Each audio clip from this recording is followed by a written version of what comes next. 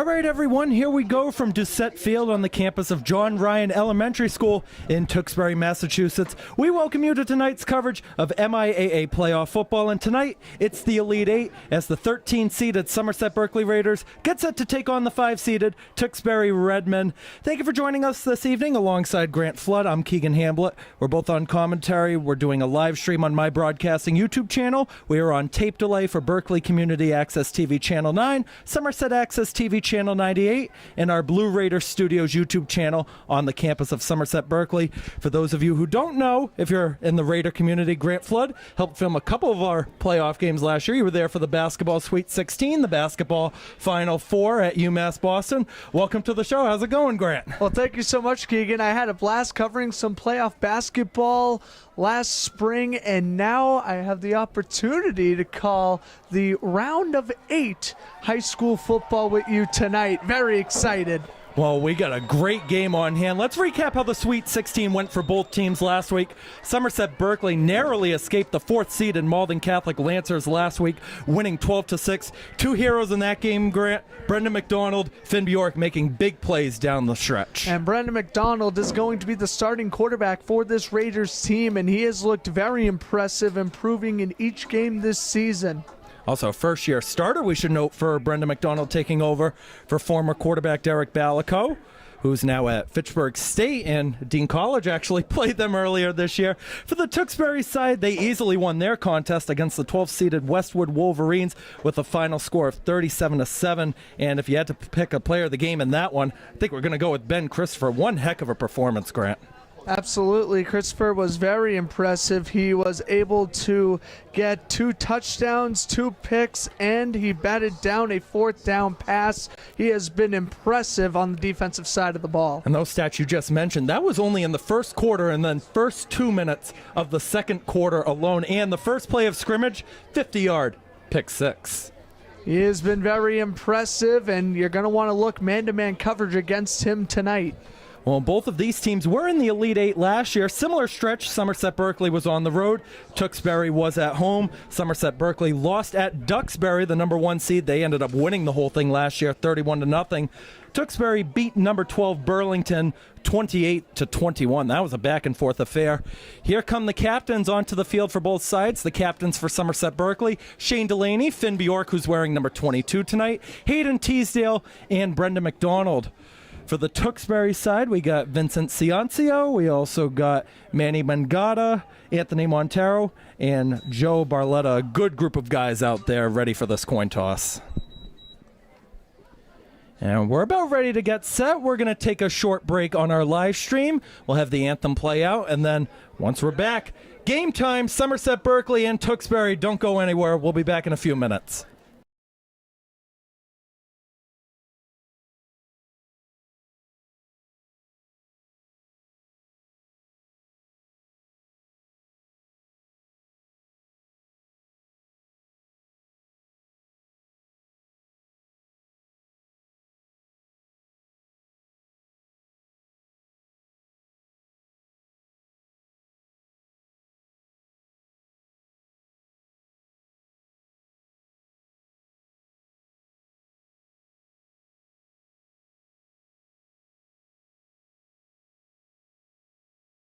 Quarterfinal tournament game between the Somerset Berkley Raiders and the Tewksbury Redmen.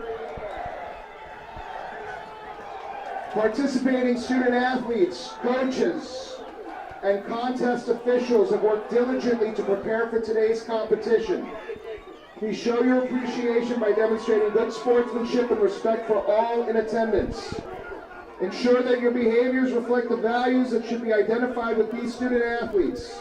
Assume responsibility for your behavior and the behavior of those around you. If you require assistance, please call upon an MIAA, school, or security official.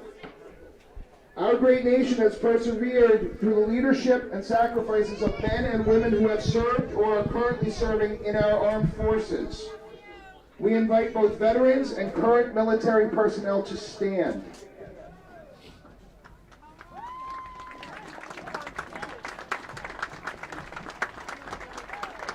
We thank you for your service to our country. Now we invite all to stand for our national anthem, which will be performed tonight by senior Greg Mercado.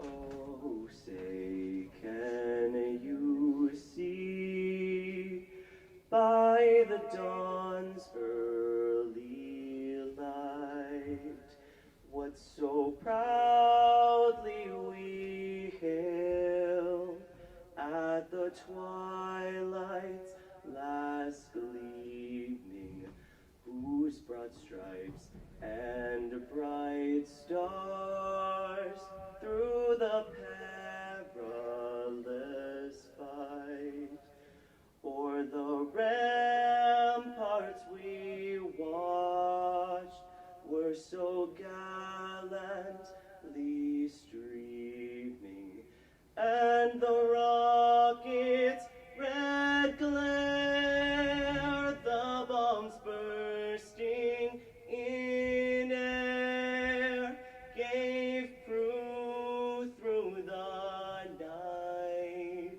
that our flag was still there.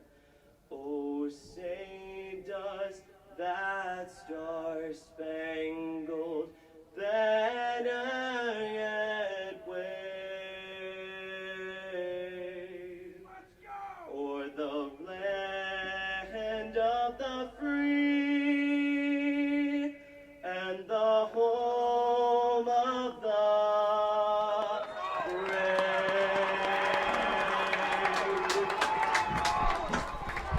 Great performance on the national anthem. This crowd is ready, and we're just about getting ready to get set for kickoff. The winner of this game will go to the Final Four, where they will play the winner of number 1 Tewksbury and number 8 Canton. That game is going on right now. If we can get a score update later on, we will provide that to you.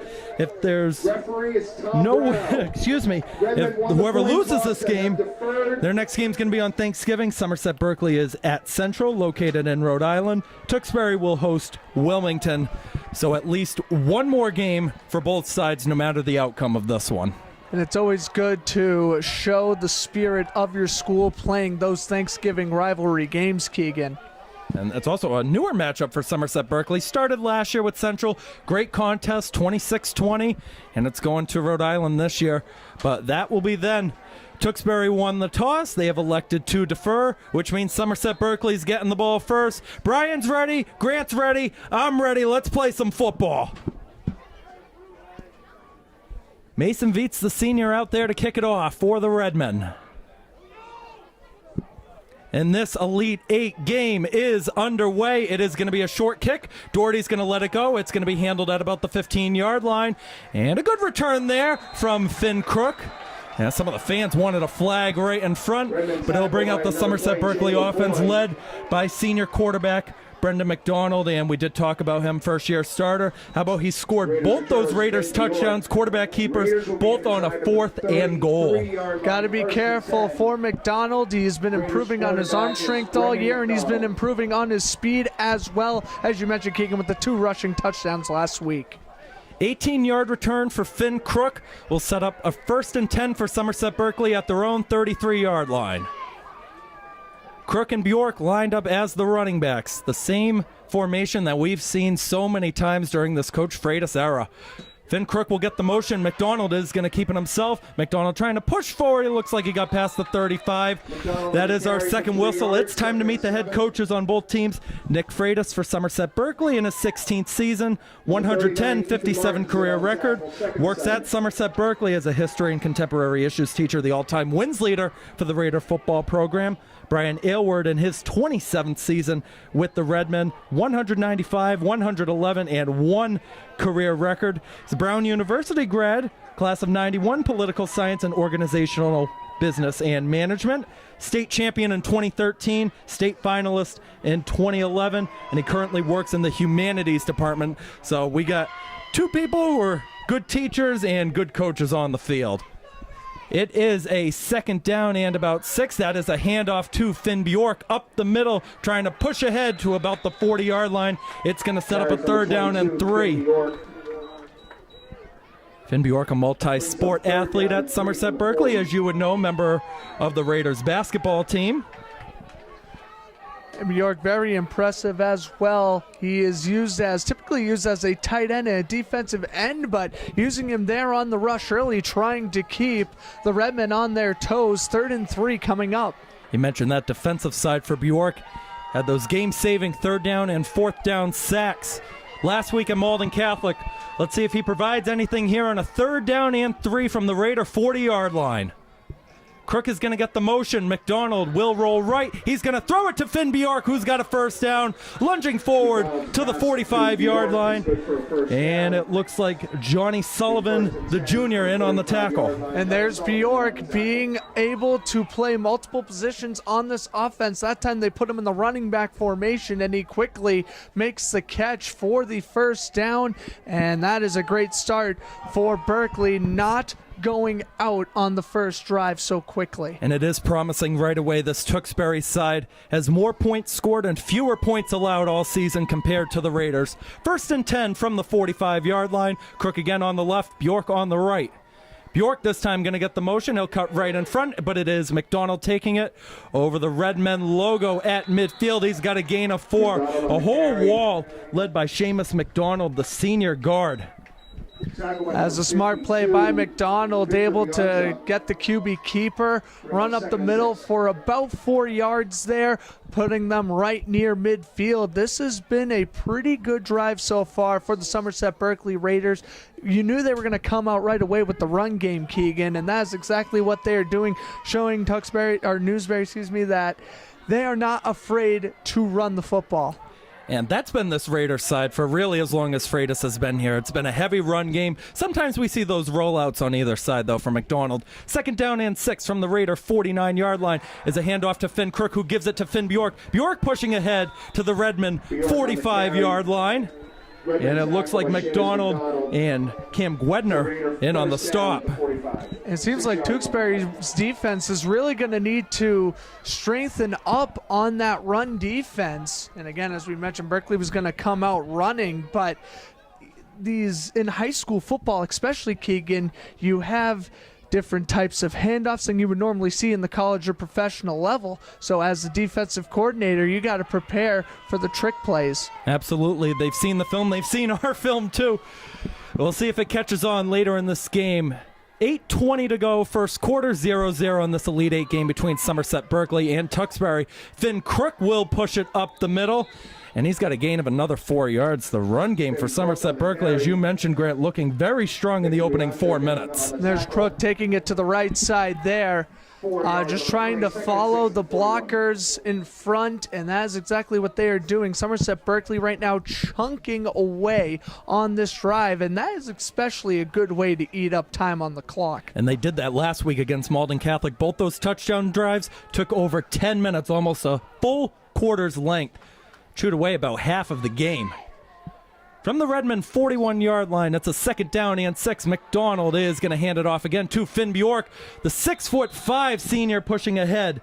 Seamus McDonald again in on the stop, but he is going to be about a yard short to move the chains. It's a 3rd down and 1. 3rd down and 1 coming up here as you see Bjork trying to go to the left side that time, trying to lower his shoulder, power his way through the D-line, but so far Tewksbury's done a great job trying to contain him the best they can.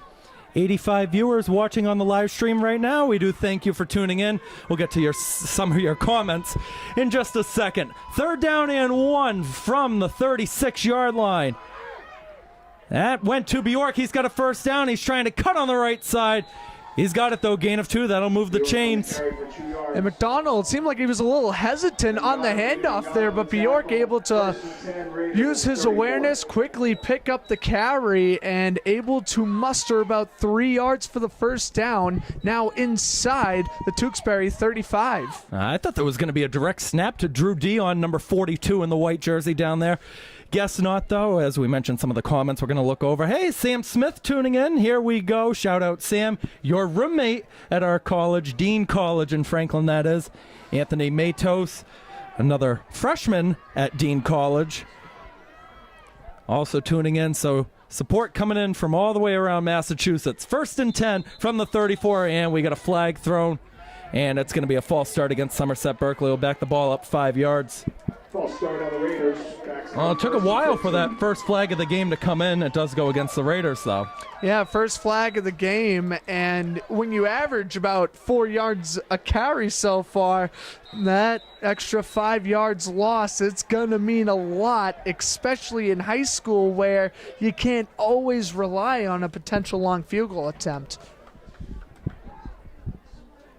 Part of it, too, we saw in the Malden Catholic game. I know you weren't there for it. You did catch a little bit of it when we were studying film earlier this week. The Raiders were set up on a 4th down and 4 from the Lancer 8-yard line. They drew an offside flag, so they were able to get that first down just off of the flag. Brendan McDonald is going to keep this one, though, for Somerset Berkley on 1st and 15. And it looks like he's going to get that lost yardage back, though. A gain of 5 yards up the middle will set up 2nd and 10. And these direct snaps, especially McDonald, as we mentioned, following the blocker going to the left side that time, he's just trying to avoid leading in with his shoulder. He does not want to hurt his throwing shoulder for the remainder of this game. He is relying on his offensive line to make the landing on the turf as light as possible. A 2nd down and 10 from the Redmen 34-yard line. Tewksbury wanted to give Somerset Berkley the ball first. The Raiders are driving down the field. 5 minutes to go in the first. That's a handoff to Finn Bjork, pushing ahead past the 30, dragging his body down to the 27. Bjork on the carry for 7 yards, brings a 3rd down and 3. And it's going to be a 3rd down and 3 coming up. And we go back to McDonald. You said he wants to protect his body. And we said it on the car ride here when we were talking it over.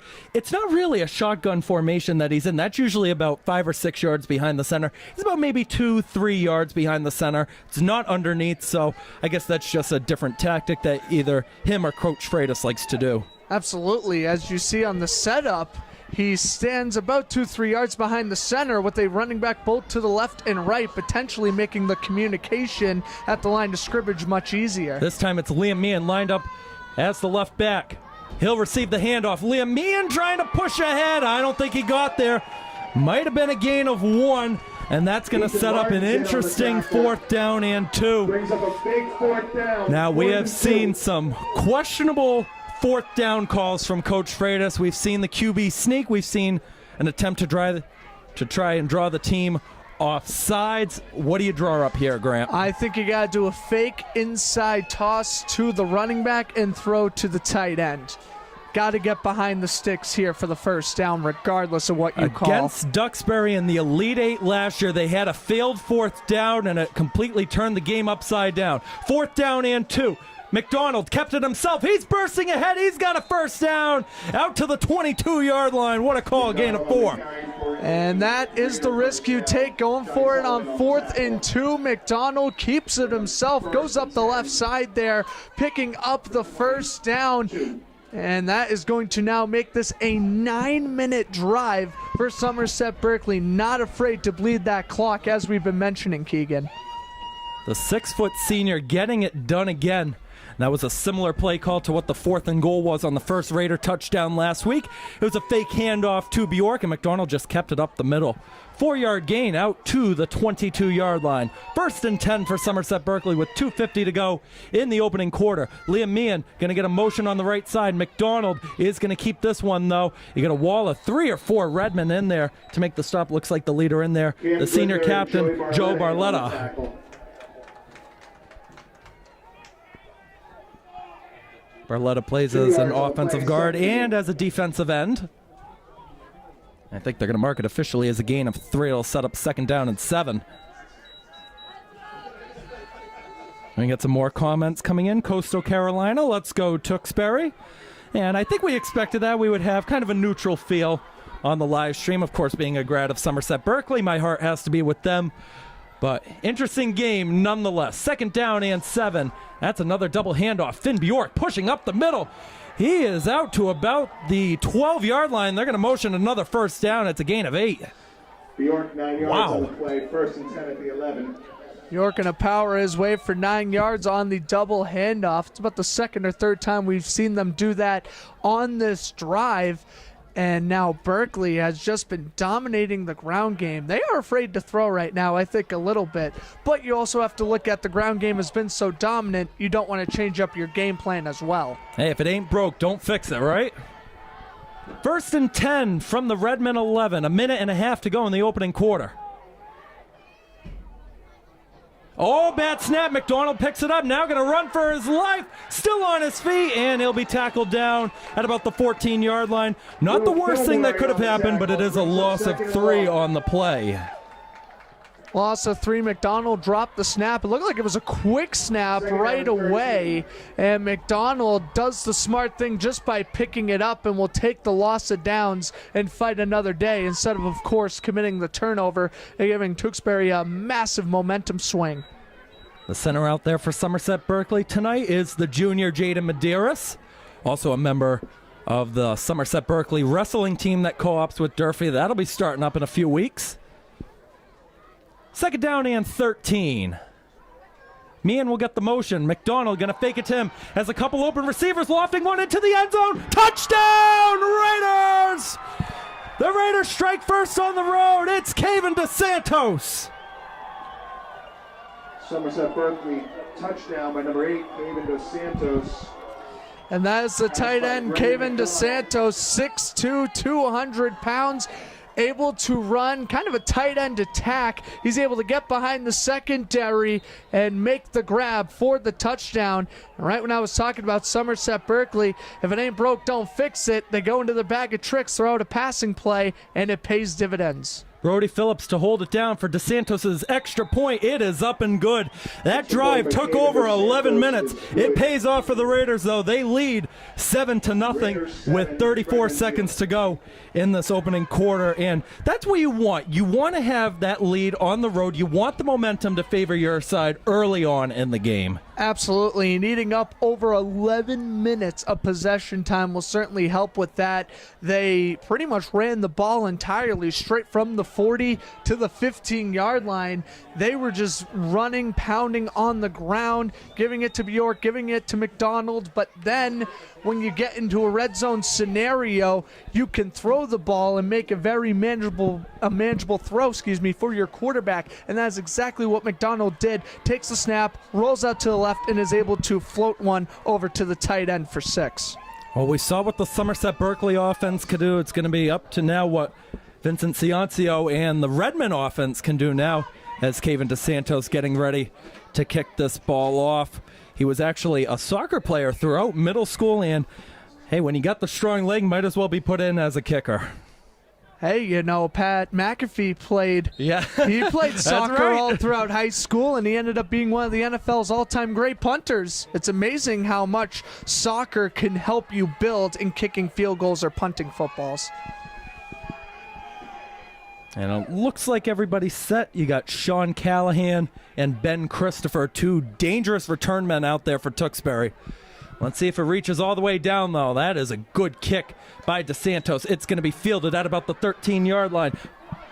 That's Sean Callahan running it back. Callahan still pushing forward up to about the 34-yard line, a 21-yard return. Redmen will begin their drive at the 34-yard line. Quarterback's Vinny Ciancio. Well, you knew that was going to happen, Grant. Dangerous returns all the way around, and again, with Somerset Berkley in the running game, that's not just recently. That's been a long time that they've been dangerous, and this time it's the junior Sean Callahan returning it on the left side, cutting it back into the middle. Manny Mangata is lined up as the Redmen running back on a 1st down and 10 from the Tewksbury 35-yard line. Ciancio going to hand it up to Nicky DeSisto. He's not getting anywhere, maybe forward for a gain of 1. And it looks like Drew Dion, Kyle Hamblett in there on the stop. And that is exactly what Berkeley wants to do. They want to assert their dominance in the run game, but now for Tewksbury, they want to make sure they slow down the offense as best as possible, and stacking up the box like that and getting a quick wrap-up tackle is how you do that. Well, that is how we end the opening 12 minutes. 7-0 Somerset Berkley over Tewksbury. We'll take a break on our tape delay feeds. We will keep it here on the live stream. Second quarter on our tape delay feeds comes up in just a second. And Grant, while we have this break, I believe you have some ad reads to go over for us. Go ahead. Absolutely. Well, for all of you watching, make sure to subscribe to Blue Raider Studios and Tewksbury TV on YouTube for video coverage of athletic and other school events. Also follow along in the Blue Raider Studios, SB_athletics, and TMHS_athletics on X. And they got the Tewksbury TV people right over on our left side. They're doing good work as they've been doing all season long, so make sure to subscribe to them. It also helps out a lot. For all sports schedules, not just for Somerset Berkley, also on the Tewksbury side, head on over to arbiterlive.com, enter in your school in the search bar, and access all team schedules. That's Arbiter, ARBITER, live, LIVE.com. And we are ready to start the second quarter. It's a second down and 9 at the 36-yard line. Ciancio going to look to the right side. That's complete. And a good run there from Ben Christopher after the catch. And it's going to be very close to a first down. They're going to motion a first down, a gain of 9 on the play. Finn Crook making the tackle. Yeah, it looked like that the receiver lunged forward at the last second to get that extra yards. And that was a pretty high snap, but good job by the quarterback, able to bring it down to his body and release a quick ball. Ciancio's been working at a quarterback development academy for a couple of years now. He's been working on that right side that he favors so well. That's a pitch back to Nicky DeSisto on first down, and he gets ahead to about the Raider 49-yard line. It's a gain of 6. But Tewksbury now is past midfield in the opening 2 or so minutes of their drive. Carlo DeSisto, actually a freshman running back on this team, and he's also doing double duty in the secondary. He is a quick, shifty, maneuvering running back, and do not be surprised if they continue to run that halfback toss play, Keegan. Now we're going to fire you, Grant. That was Nicky DeSisto. That's okay, though. Hey, it's DeSisto. You get confused all the way around, all right? Second down, and not much going there for DeSisto again. Hyping up the crowd, Cullen Doherty, the junior, making a big tackle after a gain of 1. That's going to set up an interesting 3rd and short.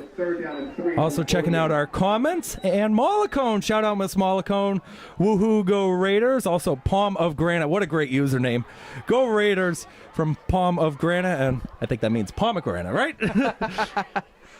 What do you drop here, Grant, on 3rd down and 3? I think short pass towards the sticks. You want to aim to the outside and focus on the open receivers here.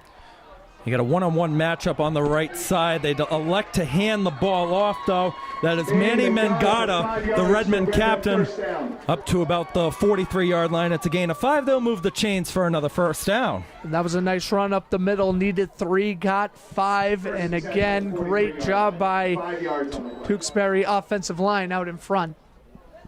Similar to Somerset Berkley, very strong offensive line on the Tewksbury side. And that old line is helping them out to a 1st and 10 at the Raider 43. Ciancio in shotgun formation. There was 2 out wide on the right. Motion man will get it. It's Nicky DeSisto pushing ahead to about the 36. Looked like the leader in there on the tackle was the senior captain, Hayden Teasdale. And Grant, I know you don't know much about it, but this whole season going down the end has just been so emotional for Hayden Teasdale. His father's in the hospital, been watching a lot of these live streams, so shout out to Mr. Teasdale if you are watching. And you, of course, want to play the best you can to represent your family. Second down and 2 after a pickup of 8 yards. That's another handoff to Mangata, who's got a first down past the 30-yard line, barreling ahead to about the 26. And the senior Seth Mello in there on the tackle. And Crook tried to get the low tackle on the legs, and he just kept on chugging along there, now inside the Somerset Berkley 30-yard line.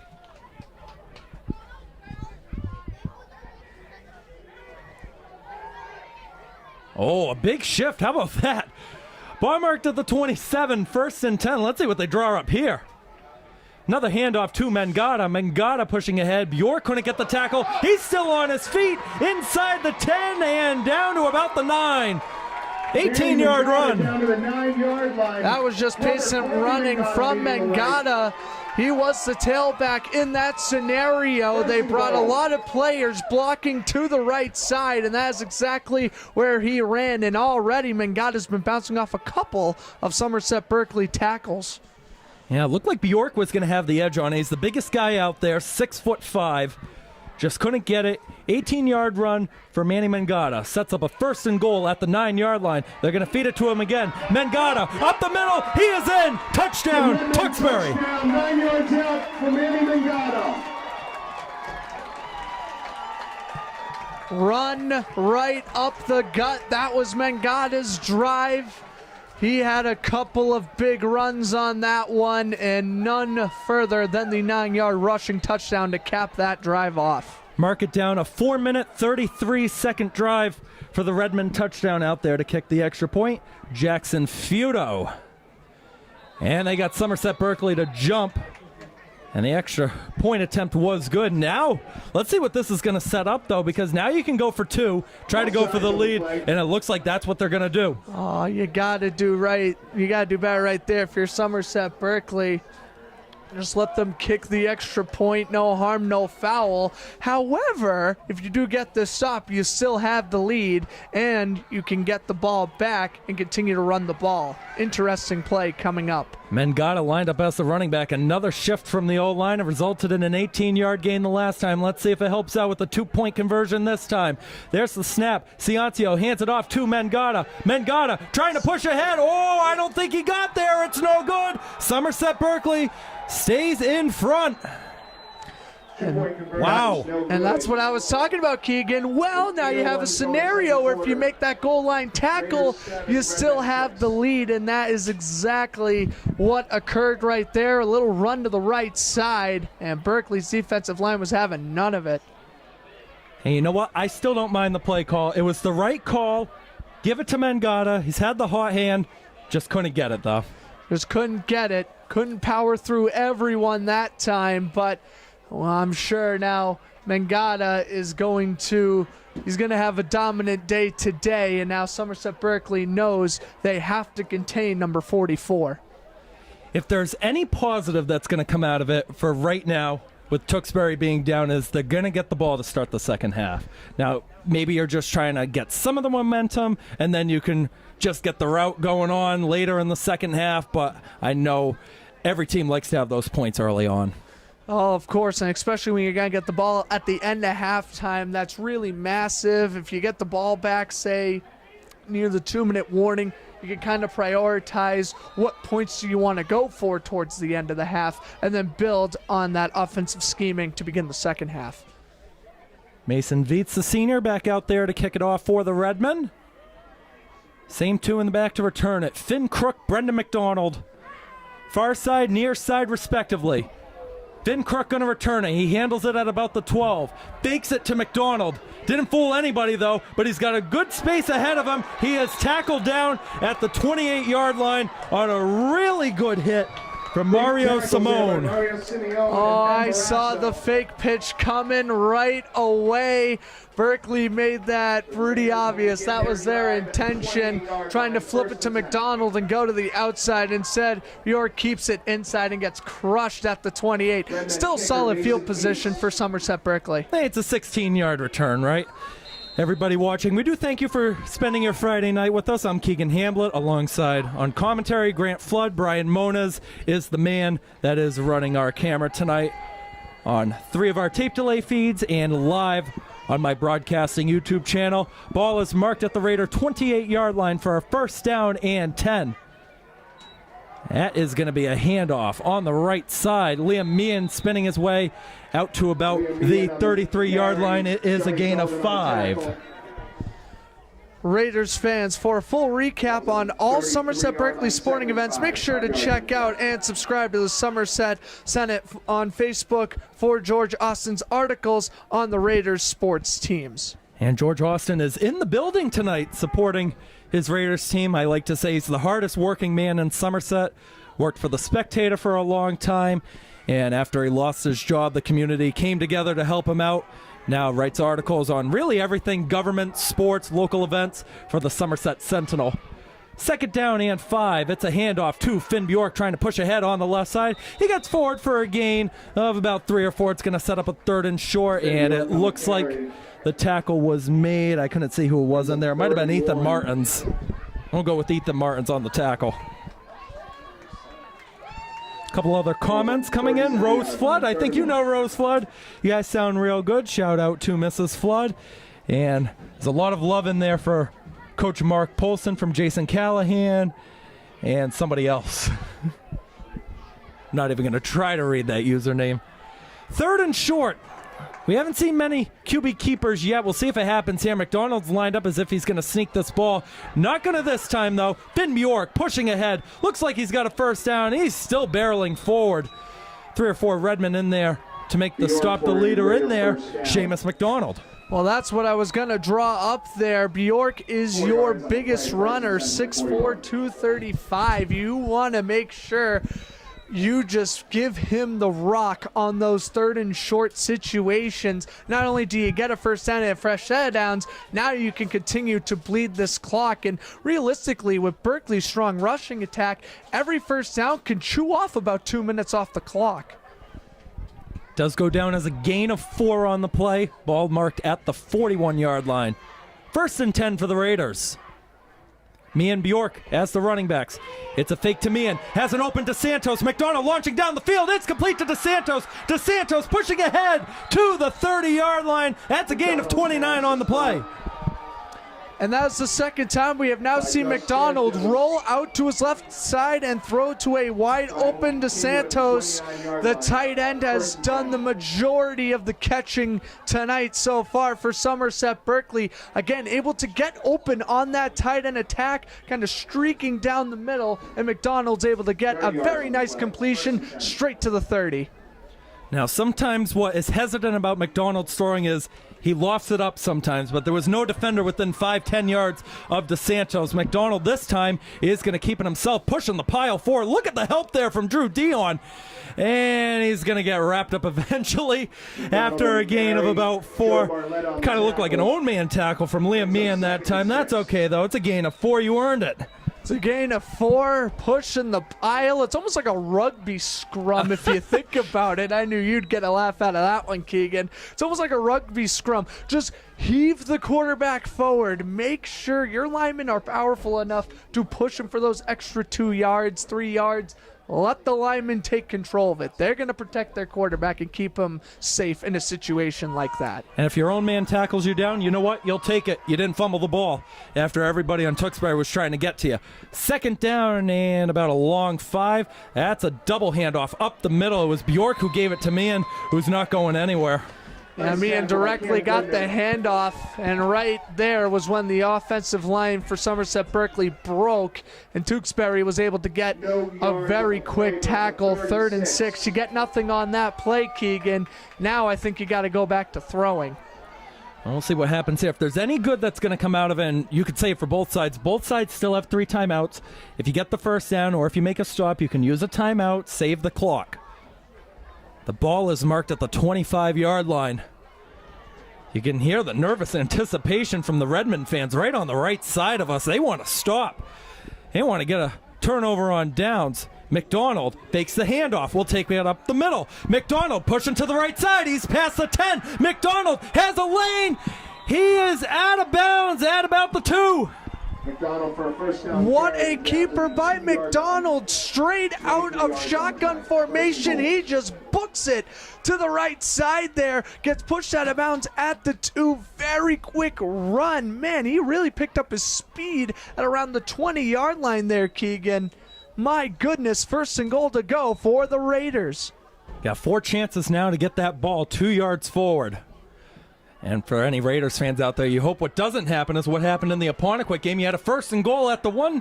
Snap goes 5 yards over the head. Let's see what happens here. It's Bjork pushing ahead, diving forward, waiting for the signal. No signal yet. Somerset Berkley thinks they've got it. Waiting for the hands to go up.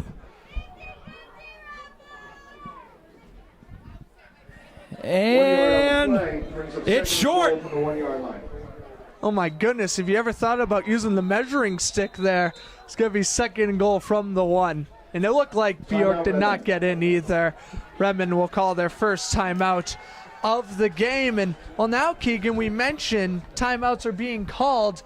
And with Tewksbury getting the ball to begin the second half, what's going to be the strategy when they come back on offense here? Well, they want to go for that 2-for-1, right? It's the old Brady, Palmer, whatever way you want to draw it up. Get that touchdown at the end of the first half. You get the ball to start the second half. And what I'm going to be interested to see, let's say Somerset Berkley gets this touchdown, all right? We'll see if maybe they go for 2. See if they can make it a 2-possession game. Make it the 2-possession game. I love the aggressiveness, but I think in a situation like this where you are the underdog on the road, it's just safe to take the points. Now, if you have a situation like on Tewksbury's extra point attempt, jump off sides, you're at the 1, maybe you want to try and go for 2. But I think right now you got to play conservative. That's what's gotten you inside the red zone for the second time thus far, is playing conservative. Both the Raiders' touchdowns last week, they did go for the extra point. One of them was a bad hold, and DeSantos just had to throw it. It ended up being incomplete. The second one was really just a bad snap, and they never got the kick away. And once DeSantos tried it, just blocked by the O-line. I love the fact that DeSantos can kick the extra point after scoring his touchdowns. He's doing the old Sammy Baugh back in the 40s. He's kicking his own extra points. It's amazing. NFL historian right there. Subscribe to his content. It's Grant Floodster on Instagram.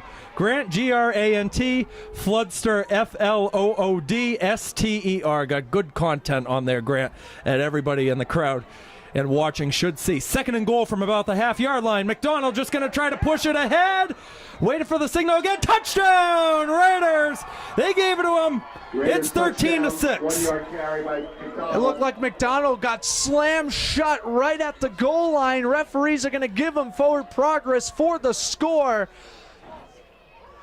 And you know what? I thought they stopped him, too. I thought they stopped him. That is now McDonald's second touchdown. 1 on the ground, 1 through the air, and 3rd rushing touchdown in 2 games. Well, they're going to bring in the big guys now to help out with that defensive line for Tewksbury. You got to get more help out there for Somerset Berkley. Here comes Shane Delaney onto the field. They are going to go for the extra point. Brody Phillips to hold. Keegan DeSantos to kick it. Ball is down. Kick is up. Right through the uprights and good. And it ended up almost near. Looks like it's a workout facility they have here at this field. And surprisingly, this isn't even the high school. This is on the campus of an elementary school, but they did a good job building up around it. Tewksbury did a fantastic job. One of the nicer football fields I have seen in all of high school football.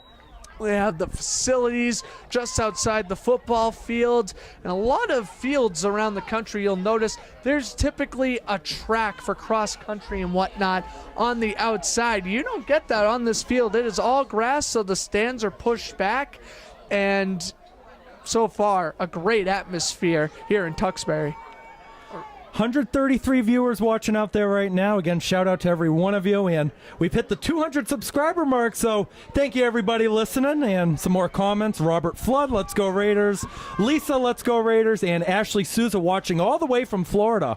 Way to go for both of us. Shout out Ashley. And Ashley also helped out a few years ago. She was helping out with some hockey games. The old Rochester Elite 8, I think, was the main one for her. They ended up going to the Final Four. That was their boys basketball team on the run to a state championship appearance. Here's the kickoff from Keegan DeSantos with 3:05 to go in the second quarter. Backing up to retrieve it is Callahan inside his own 10. Callahan with the good return, pushing up the middle, and Drew Dion will get the tackle at about the 38-yard line. Callahan had the open hole for a moment there. And kind of a desperation tackle there from Somerset Berkley. Tewksbury will start up at the 38. That was Drew Dion on the tackle. We mentioned it last week. Sports is big in the Dion household. His brother, Will Dion, we might be calling his name later on during the spring. He's a baseball player at St. Joseph's, the Monks. And the Dion's always a big help at Somerset Berkley for the Boosters program. That's a good run up the middle out to about the 50-yard line. Nicky DeSisto on the run for a gain of 11. And DeSisto is going to pick up the first down there on a gain of 11. Kind of bouncing to the right side, found the hole down the middle, and then shot forward. Clock is winding to 2:40. It's kind of similar at the high school level, the way we see it at the college level. If it's a first down, then they'll stop the clock, move the chains. Once the ball is set, then they'll restart that clock. Ciancio this time looking on the left side. It's complete to Ben Christopher. Christopher finding space on the side, trying to stiff arm Seth Mello, and he gets a bigger tackle in there. Not before a gain of another 11. They'll move the chains. Redmen first down to the 39-yard line. Seth Mello on the tackle. Seth Mello looked like wrapping up near the shoulder area, able to rip down Christopher. Sometimes you got to make aggressive tackles like that when you're in the secondary, and you know you're the last man for them to beat before they head into the end zone. Under 2 minutes to go. High school rules, no 2-minute warning. Ciancio has an open man down the left side. It's Johnny Sullivan, and it's incomplete. He dropped it. Johnny Sullivan, the junior receiver, wide open down the left sideline. This crowd is stunned. You hate to be in a receiver's shoes in that situation. A well-placed ball by the quarterback. CCO just hucks it up down the left sideline. He had the corner beat by about 5 or 6 yards and just could not make the grab, unfortunately. I feel for that kid out there, Grant. That is early play of the game if he catches that ball. And what do we got here? Looks like a timeout called by Somerset Berkley. There was the FAR official motioning that it was against Tewksbury, but it is called by Somerset Berkley. That is their first, and the clock stops at 1 minute and 50 seconds to go in the second quarter. Well, it's tournament season, fans. Head on to the MIAA website to keep track of upcoming tournament games, including opponents, seedings, and times. That site can be found online at MIAA.net. And one of those games, anybody out there that's a Raiders fan, field hockey state championship tomorrow against the #1 team, the Norwood Mustangs. It's at Worcester State University tomorrow at 9:30 in the morning. Oh, that's an early one, Grant. Ouch. I feel for that one. Oh, well, you know, hey, we're both going to be doing our fair share covering games tomorrow. You're going to be covering field hockey. I'll be back at Dean covering men's basketball. Hey, I got to come back and do that one, too. I'm on the PA for that. I'm going to be all over the place Keegan tomorrow. Doing double duty, ladies and gentlemen, on top of all this preparation tonight. Give this man a round of applause. Hey, at least this prep work we don't have to submit to Mr. Carter. Shout out Mr. Carter if you're watching. We'll send this link out there to him at some point. Of course, Professor Carter. Perhaps we can maybe go back and review some of our touchdown calls in the class. I bet a lot of our broadcasting majors would love that, Keegan. Producer at ESPN, Mr. Carter, one of the nicest guys around. He hasn't been at Dean for too long, maybe about 2 years now. But great guy if you ever get to meet him. Hey, just give him a high five or a handshake or something like that. Second down and 10 out of the timeout. Manny Mangata lined up as the running back. There's 3 wide on the right, on the outside. Ciancio going to look on the right side. Good coverage, going to rifle it. That is complete to Johnny Sullivan. Pushed out of bounds by Seth Mello. Sullivan makes the catch that time, able to get out of bounds and stop the clock with 1:44 left. And Sullivan, any catch for him now, that's just going to be a confidence booster. Any catch you can make after a devastating play like that beforehand, you're just going to quickly build your confidence right back up, and that is what Johnny Sullivan is trying to do right now by working the sidelines. Well, they motioned at the first down. I thought it was short by about a yard. It looked like the down marker out there thought he was short too, but they do give it to him on a gain of 10. The ball is going to be marked at the Raider 29-yard line. This is going to be a huge stand in the next 1:44 for Somerset Berkley. They're trying to go into that locker room with the lead. Let's see what happens here on a first down and 10. Mangata lined up as the running back again. Got a motion coming from the right side. Mangata going to receive the handoff, and he pushes ahead for about 2 yards. Looks like Drew Dion in on the stop, as well as Kevin DeSantos. Mangata swarmed immediately by 5 players in the white jerseys with pants and helmets. And they're going to need to bring down multiple players to bring down Mangata. He is a big, strong runner. Again, playing linebacker on the defensive side of things. And that explains that linebacker Ciancio is taken down. Big sack for Kevin DeSantos. DeSantos has to be your player of the game so far with the touchdown grab, a huge catch and run, and now picking up the first sack of the game by either team. That is a 13-yard loss on the play. Great job by Keegan DeSantos. You saw him on that right side. He found some space, able to get through and sack Ciancio. And both offensive lines have been superb so far, and that's been because both teams have shown dominance in the run game. Now when you get to passing, and I think definitely Tewksbury is thinking, well, we have 1:07 left. Let's try to go down the field and say you get sacked, and now you're in a 3rd and 20 scenario that essentially knocks you out of field goal range. Oh, it is tough to tell at the high school level when you go for field goals. Really, you don't see it unless it's maybe inside the 15-yard line. But on this 3rd down and about 21, I'm going to say, hey, you don't have to get all of it right away. You can pick up maybe 8-10 yards, and then you'll have a more manageable 4th down to work with. I also think since you're getting the ball to begin the second half, it really wouldn't even hurt going for a 4th down in this situation. The winners take risks. The Redmen have 1 timeout left. They have 1:07 to work with. They are 40 yards away from the end zone. They need 21 yards within the next 2 plays. Ciancio, this time going to roll left. Bjork couldn't pressure him. He's launching down the field. It is caught on the side. Inside the tube, and Christopher. Ciancio's pass caught by Ben Christopher. Christopher with the beautiful toe-tapping catch down the sideline. Ciancio did a great job there, getting away from pressure, rolling out to the left side, and throwing a 34-yard rainbow, as we like to call that, down inside the 3-yard line. Spectacular catch from Christopher as well. And that was bad eyesight on me. I thought it was at the 1. I went a yard or marker behind. It's actually marked at the 6-yard line. Either way, though, a 1st and goal. 1st and goal for the 6.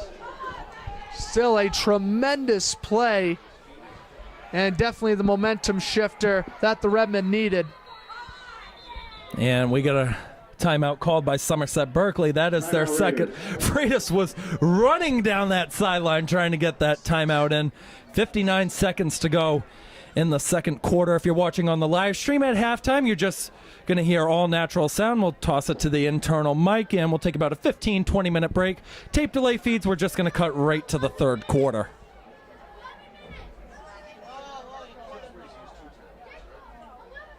And we got more comments coming in. Too many people commenting in here. Number 6 needs a new hobby. That's Adam Gosselin. He's a student at Somerset Berkley. I don't know if he graduated or he's still there. If he's still there, he's in his senior year. Good work from Adam Gosselin. He does some photography around the school. Dominic Barretto, shout out Coach Mark Polson. I don't know why. Why is everybody shouting out Coach Mark Polson? I don't know who that is. Because he puts in a good effort for this team. Come on now, he's trying to make it to the Final Four for the first time in as he's been the head coach, right? For Tewksbury, first time since last year. First time since last year. Oh, Somerset Berkley would be the first time in the Coach Freitas era. That goes back at least 16 years. 1st and goal from the 6. The fans in front starting to rise on their feet. We got another O-line switch. Ciancio ready. Motion coming in from the right to the left. Pitch back. Manny Mangata trying to barrel in. I think he's short. He is at the 1. He was short. 2 Raiders combining on the tackle right at the 1. And now with this running clock, this pretty much takes away Somerset's chance of potentially getting the ball back before halftime. Now Tewksbury's going to wind this clock out. They want to get it to as close to 0 as possible. Maybe try to snap it with about 15 seconds left on this play. You have the timeout to work with. Let's see. And this looks like Ciancio's just going to sneak it himself. The O-line switches in. He will keep it himself. Mangata trying to push him in. Touchdown! Touchdown, Tewksbury! Benny Ciancio at the 1-yard out. Ciancio, QB keeper, second QB keeper we've seen today, go for 6. Great blocking by the lineman out in front, able to make sure he gets that yard nice and safely. Well, Keegan, a wise man once said, you got to take risks to win football games, and going for 2, I do think is the right decision here to try to tie the game heading into half. There we go, going for 2. I mean, you gotta take risks, and I think in a situation where when Tewksbury's getting the ball to begin the second half anyway, no harm, no foul here. Out there as the running back, Nicky DeSisto. He's going to switch over to the left side as the receiver. Looks like it's going to be a throwing play. Now DeSisto switching over to the right side. Here's the throw. It is incomplete. And they're looking for a flag, and I don't think Ben Christopher is going to get one. Somerset Berkley will stay ahead. Finn Crook, it looked like, with the pass deflection there. And good job getting in front of the receiver right there, trying to aim down the left sideline, or trying to get a toe tap and catch in the end zone. But Crook with a great pass deflection, able to swat away. Somerset Berkley will keep their 2-point lead. And there we go. Now we can confirm when Somerset Berkley last made the Final Four 10 years ago in 2014, went to the championship game in 2010. So shout out the Degenerate Show helping us out with that. Hey, we don't know everything, right? We got other stuff we're doing. We're in college. We're covering other games. And you got a good spot in Providence doing the Providence Capitals. Providence Capitals. Yeah, that's been a great experience so far. I'm hoping to hop on another one of those games next week. You can catch those games live on flowsports.com. 19 seconds for Somerset Berkley to work with. They do got a timeout. Freitas is a coach, though, that usually just likes to take the knee and go into the halftime. And we'll see what happens. He's still got plenty of time. One timeout. You maybe want to take a deep shot. Wouldn't be the worst thing in the world. Get some intimidation going. Veets, low line drive kick, which McDonald is going to bobble and pick up at about the 17-yard line. Brendan McDonald trying to make a move on the left side, pushing ahead to about the 38. Hey, you got 11 seconds. This will give you a chance if you want it. Only in high school football will you see the quarterback take the kick return, especially on a squib kick. But great move by McDonald, able to take it to the right side there. Following a blocker, he's able to get down just near the 40. I'd say you try to take a shot downfield, at least one. For me, I doubt it. I really do doubt it. They're going to make some switches out there. Seth Mello going to check in for Aiden Griffin. Griffin had a pretty good game a few weeks ago. I believe it was against Greater New Bedford or Old Rochester, one of those home games. He had 6 carries on 46 yards. Haven't seen much action from him this year, though. And they're lining up as if they're going to pass this ball. It's Seth Mello, Finn Bjork outside on the right. McDonald got to keep it himself. That didn't work. Loss of 1 on the play. And that's going to do it for the first half. We go into the halftime break with Somerset Berkley on top of Tewksbury on the road, 14-12 through 24 minutes of play. Grant, before we take a break, final thoughts before halftime. I mean, Somerset Berkley just needs to continue to play strong on defense. They've been defending well against the pass, and they have been trying to limit what Tewksbury can do inside the red zone. They've done a good job stopping the run down there. It's going to be a very defensive second half for both teams, in my opinion. Expect both running games to continue to play strong. And that's going to do it for our first half coverage. If you're watching on our tape delay feeds, we'll take a short break and we will be right back. For our live stream people, we're going to turn it over to the internal mic for about 10-15 minutes, and we'll be back for the third quarter coverage coming up in just a couple of seconds. Don't go anywhere.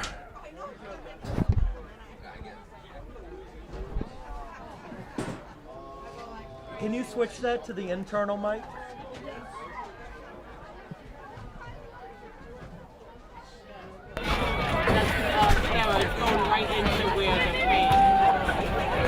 All the time.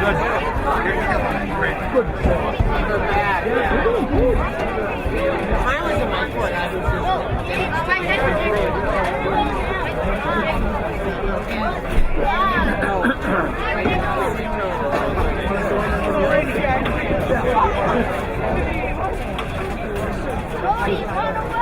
You said Newberry. I couldn't point out what that was. I was like, we're broadcasting games. It's a football game. Don't forget, we're the first half of the year.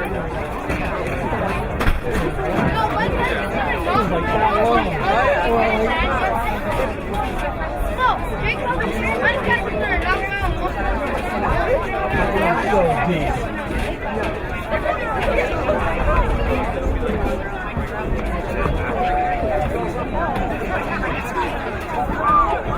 Give me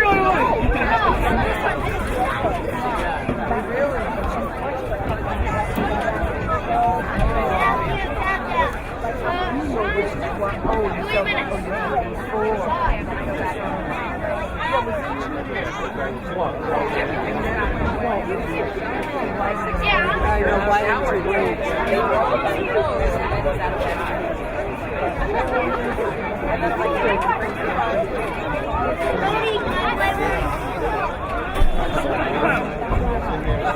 me not even gonna strike right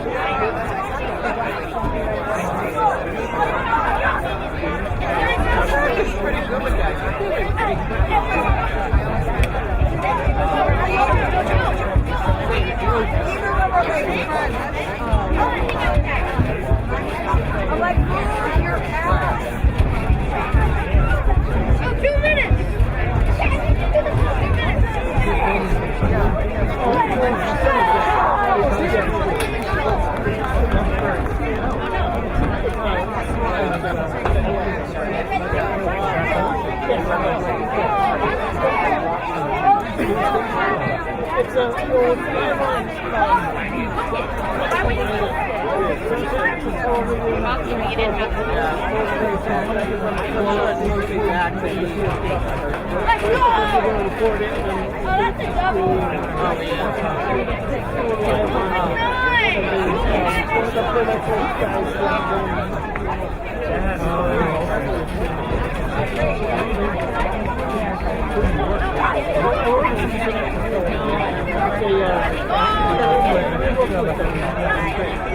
56 seconds!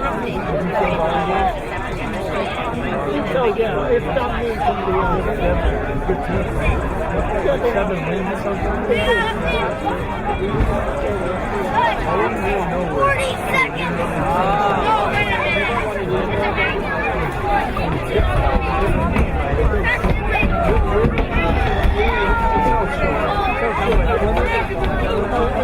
Further than oh, that's why I back in the day when they were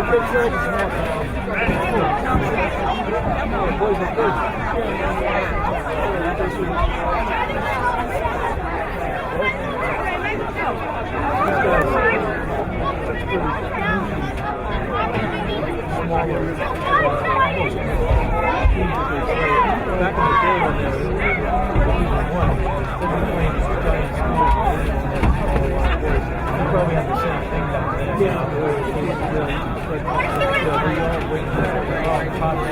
So they always been pretty successful, even though they're the sides.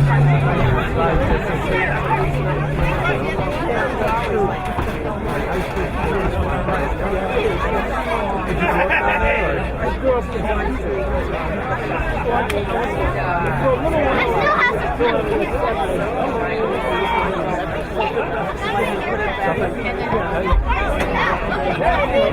Everybody on the second one! It's beautiful down here. I moved to Fall River back in Tewksbury.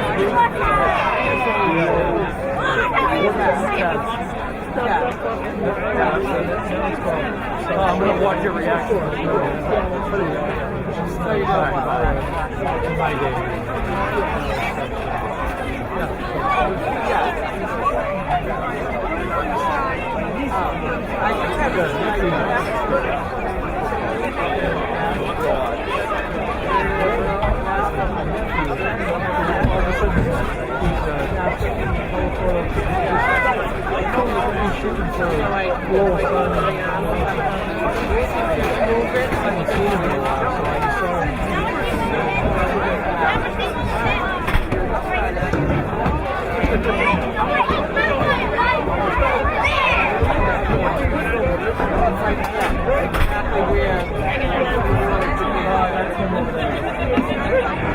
An update from around the MIAA has Canton leading at halftime 14-10 over Doucesbury.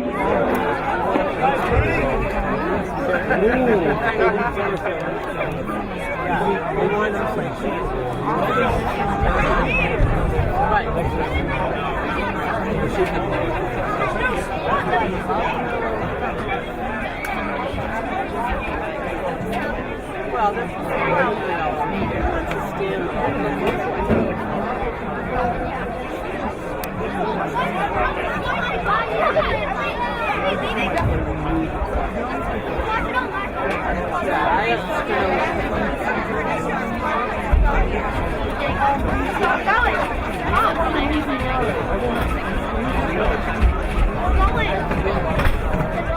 Of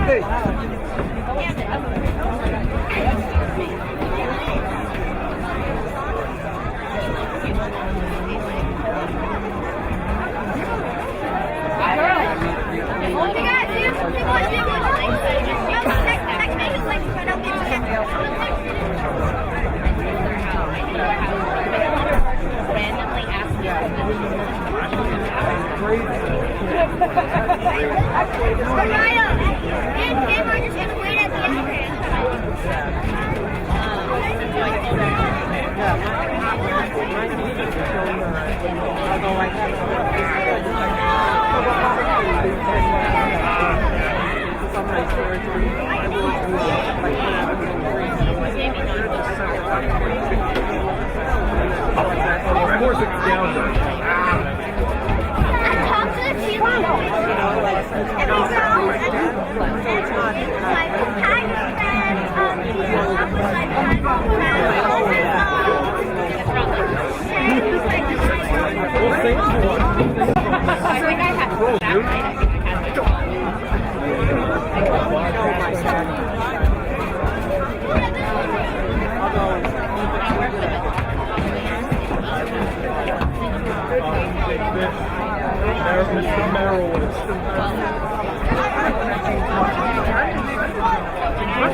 Hey Brian, how much space does it say is left on card B?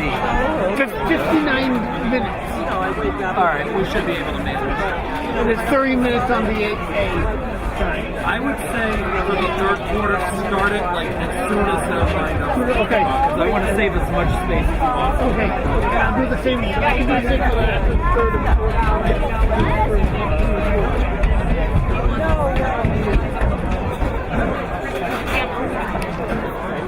Sorry, I had to explain that. I can see it on here.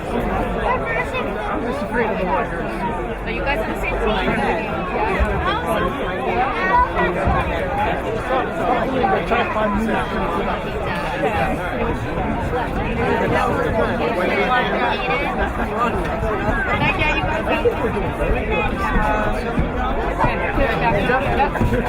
Very easy to come by. Very easy. I heard Tewksbury has it a lot. It's everywhere. Pick it off the tree.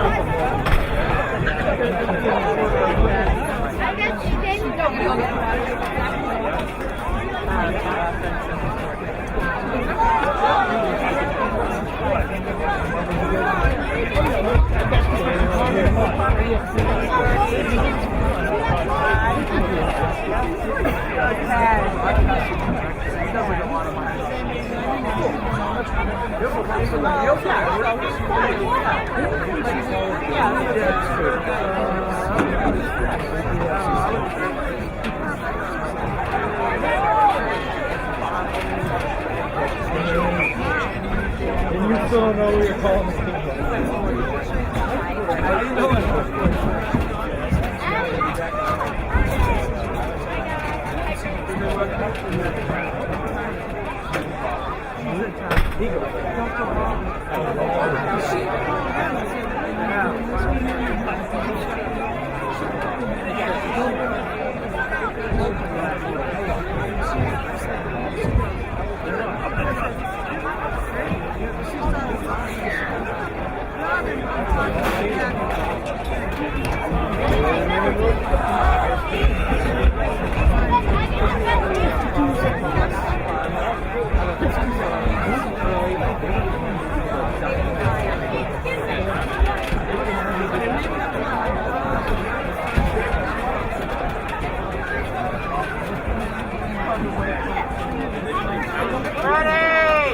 People on the top of what business people on the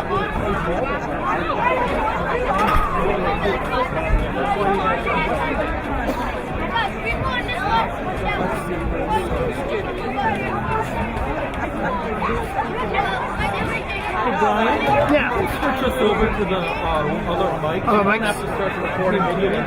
Okay.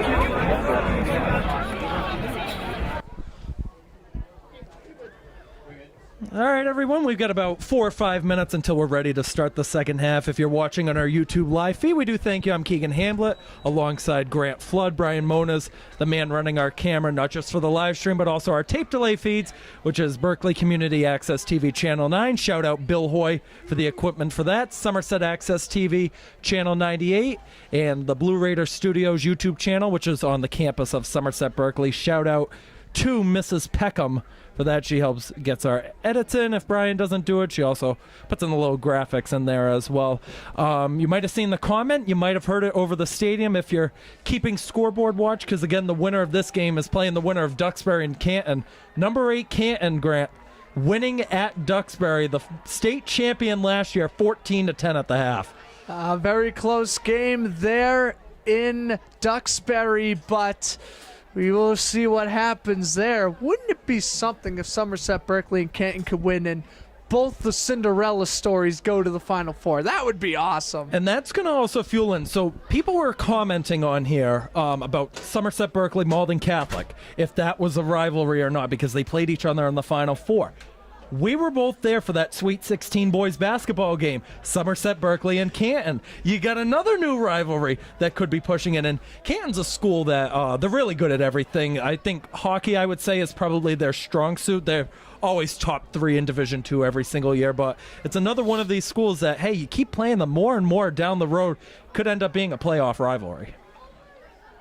Absolutely. You always want to build on those rivalries and always build bad blood between the local schools, I suppose. Hey, it's a good old-fashioned high school rivalry. Nothing wrong with that.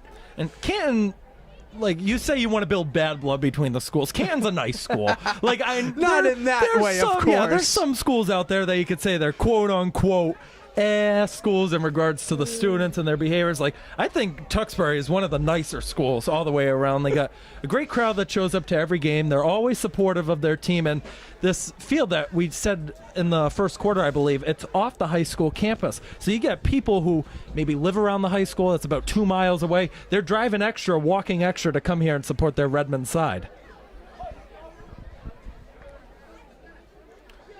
I do thank everybody for watching on the live stream. If you haven't yet, make sure to hit that subscribe button. We have a couple more videos that are going to come out in regards to tape delay football. This is it, though, for live streams for the fall sports season, as we will not have rights to do a live stream for the Final Four, and if they make it the state championship. Also a reminder, any Somerset Berkley fans, field hockey state championship against the number 1 team in the state, Norwood Mustangs at Worcester State University, tomorrow at 9:30. Brian Moniz and I will have tape delay coverage of that, and that should be released at the earliest on Monday. They're announcing the 50-50 winner right now. They got a prize of, I believe they said $130. Is that correct? Yeah, I believe so, and that is a good amount for a great amount of people here in Tewksbury. We are ready to start the second half when Somerset Berkley takes the field here. It has been a lot of running and a lot of strong defense, so we expect to see the same here, Keegan. And I do want to apologize to our audiences. It looks like about a second ago we did have some technical problems, but looks like everything's all set now. Here come the Raiders out onto the football field. We are waiting now for Tewksbury to come out. Hey, we've been pronouncing these schools wrong all the time. It's all right. At Tewksbury, they're going to be coming out on the right side. Here they come.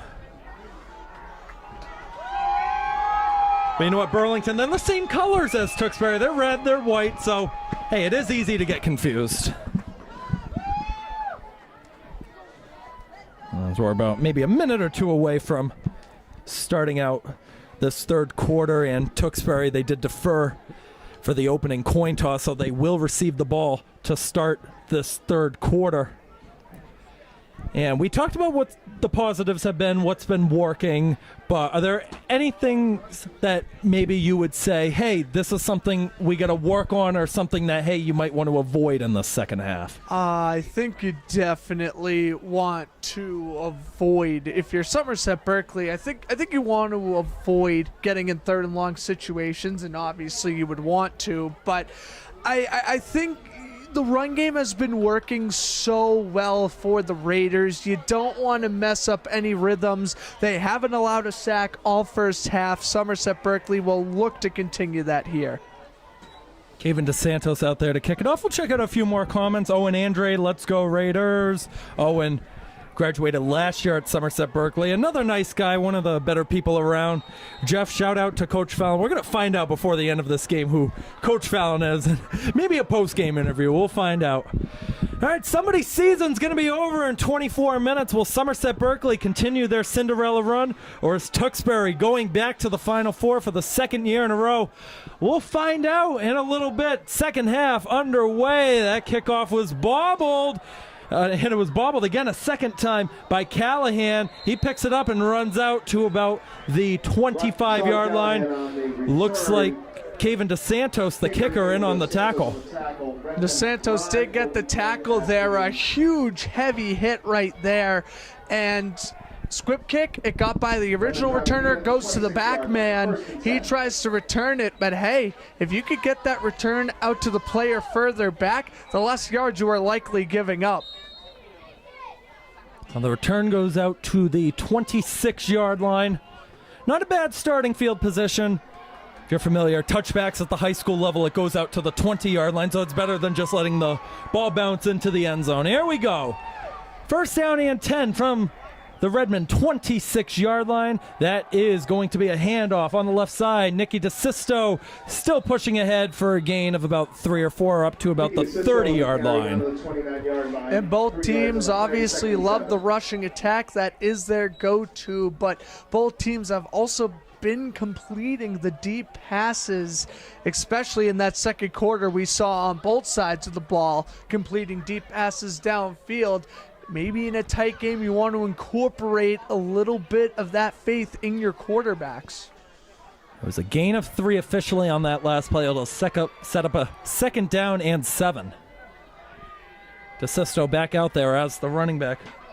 Looks like Mangata out there as well. DeSisto will carry it. And DeSisto forward for a gain of about another 1 or 2. Looks like Liam Meehan, the junior, in there on the tackle. Oh, now what? Third down and 6. It's kind of like a passing option, but it's not really. It's maybe a QB sneak. You got a good O-line in front of you. What do you draw up for the quarterback, Ciancio? A QB sneak has worked for both teams as well on these third and medium, third and long scenarios. I'm going to say you pass it, and you pass it near the sticks. Try to get enough for the first. If not, if it's a 4th and short, you go for a QB sneak then. Third down and 6. Ciancio going to line up under the center. Motion coming in from the side. Ciancio rolling right. That pass is going to be complete at about the 30-yard line to Jake Burns. Jake Burns running on the right side. Only has Finn Crook to beat. Burns is level down past the 30. Oh, what a play call. Jake Burns, first down, Redmen. Well, what did I say there, Keegan? It wouldn't have been the worst decision to throw. Play action, brings it out to the tight end. That is as textbook of a tight end play as you're going to see, and he is able to get a huge chunk of yardage out to the 27-yard line. 43 yards on the play from Ciancio to Burns, and they're quickly in Raider territory. Burns is going to get the motion again. DeSisto will get the handoff, and they're wrapping him up around the jersey. They couldn't take him down. DeSisto still pushing ahead. He's inside the 25-yard line. DeSisto on the carry. Hey, what an effort, though, to keep pushing after you're having your jersey almost yanked off of you. It's the cat and mouse game, and doing a great job there was DeSisto able to kind of break away from that play with the jersey being tugged and pushed forward for 4 yards. I couldn't tell if that was Meehan or Doherty. I think it was Doherty trying to get it originally, and then Meehan got back to him on the tackle. The tackle ruled down at the Raider 23-yard line. It sets up a second down and 6 with 9:05 to go in the third quarter. The Raiders barely hanging on to a 2-point lead. Bad snap. Ciancio jumps on top of it. Oh, that was dangerous. Ciancio does fall on top of it. It looked like that was going to be an original handoff in fullback formation, and then he couldn't connect with the fullback. Ball was on the ground, and luckily enough for Tewksbury, not only do they recover, but they only lose 6 yards on that play. It was DeSantos and Hamblett who were there about ready to dive onto that ball. They were unable to. Both upperclassmen, both have put in a lot of work in the last few years. 3rd down and 10. We get another shift this time. Barletta and DeSisto going out on the left side. Mangata going to switch to the right. And we're going to have a flag thrown in. It's a delay of game against Tewksbury.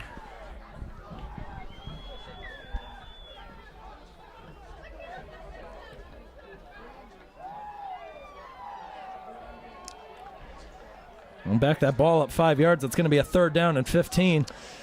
And obviously those 5 yards are crucial in a situation like this, but are you really willing to burn a timeout less than 4 minutes into the second half of a one-possession playoff game? I don't think so. I think it's okay taking the delay game there, taking your loss of 5, and hey, it gives you more room to throw the ball. And it's much different than the college and NFL level because you have a play clock in the stadium at those levels. High school you don't, so you don't know exactly when. You know about where it's going to be, but you don't know exactly when that play clock is about to hit 0. Ciancio dropping back on 3rd and 15, going to the side. It's incomplete.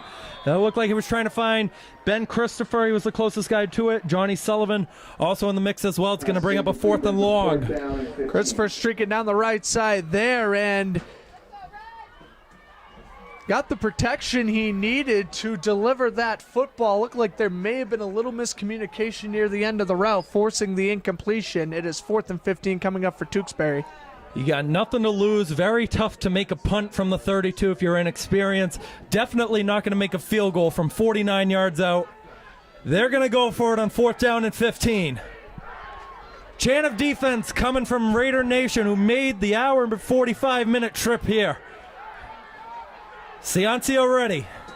High snap. Dropping back. Rifles it over the middle. That is complete. 1st down. Nicky DeSisto. Tackled by Drew Dion. That is a killer.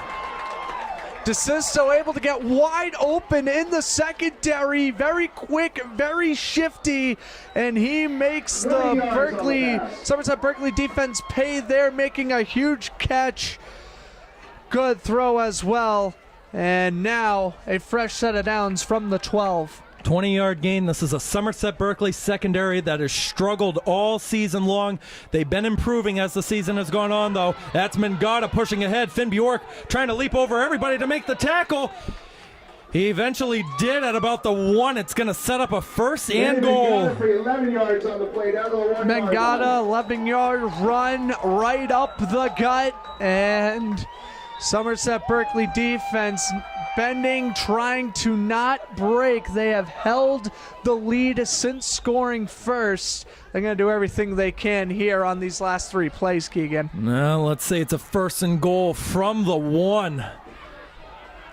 Let's see if Ciancio decides to keep it again. The O-line will shift. Looks like you're going to have a couple helpers back there. Instead, they'll hand it off to Mangata. He is in, and Tewksbury is ahead in the Elite 8. Redmen, 1 yard, Manny Mangata following brother Kobe Mangata.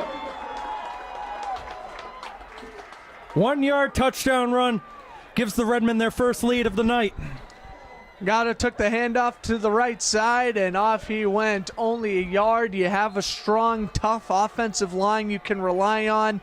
And Tewksbury using that to their advantage for the leading score. And no doubt about it, you're going to go for 2. It's a 4-point game. Got to try to make it a 6. That will put pressure on Keegan DeSantos if they're able to get a scoring drive. Another O-line shift. Ciancio takes the snap, hands it off to Mangata. Oh, the second effort I don't think got there. They stopped him. It's going to stay a 4-point game. Conversion is no good. That is amazing. If I'm not mistaken, Keegan, that is now the 3rd 2-point conversion that Tewksbury couldn't get in there. They have been trying to take advantage 2 times from the 2, 1 time from the 1. And we know how strong Somerset Berkley's defense is, especially in the run game, and they have done a great job clamping down on these 2-point conversions. Now, if you score a touchdown, you're up by 2, kicking the extra point to go up by 3 instead of going for the tie. What a game this is turning out to be, and it turned out pretty darn good last week in Malden. 6:54 to go in this third quarter. A Final Four berth on the line. Couldn't have drawn it up any better, Grant. You really couldn't have. This is high school playoff football, and both teams are putting their best efforts forward here. Let's see what Somerset Berkley can do. Down by 4. First time trailing tonight, so we will see if that will make a change in their game plan. They did not trail at all in the Sweet 16 game. They were trailing to Apponequet 2 weeks ago in the third quarter. That is a miss of a kick, and that's going to set up great fielding position for Somerset Berkley. Wow. Mason Veitch just got nothing on it. Veitch obviously probably looking for the squib kick. No way they were going to go surprise onside in that scenario. Unfortunately missed the ball. That is going to be the second huge Tewksbury error. And, I mean, you could not ask for better field position if you were the Raiders. He wasn't trying to go onside. That was just a missed kick. Yep. No way in the world you're going to try it. Setting up shop now at the 45. We'll see if this will cost the Redmen. 1st and 10 on the other side of midfield to start. Me and Bjork lined up as the running backs. McDonald ready. At the edge of the tee. Hands it off to Bjork. Finn Bjork pushing ahead. Stiff-armed a man. He's got a first down and more, barreling his way past the 30-yard line. Sean Callahan in on the tackle. Bunched up formation. Bjork takes it to the left side. Now, hold on. We get an injury on the field. Oh, boy. I think that's Finn Bjork. And he did take a shot while getting brought down to the ground inside the 30. Yeah, on our tape delay feeds, why don't we take a break, Brian? 6:45 to go third quarter on the live stream. We will keep it here, though. Tape delay, we'll be back in a second.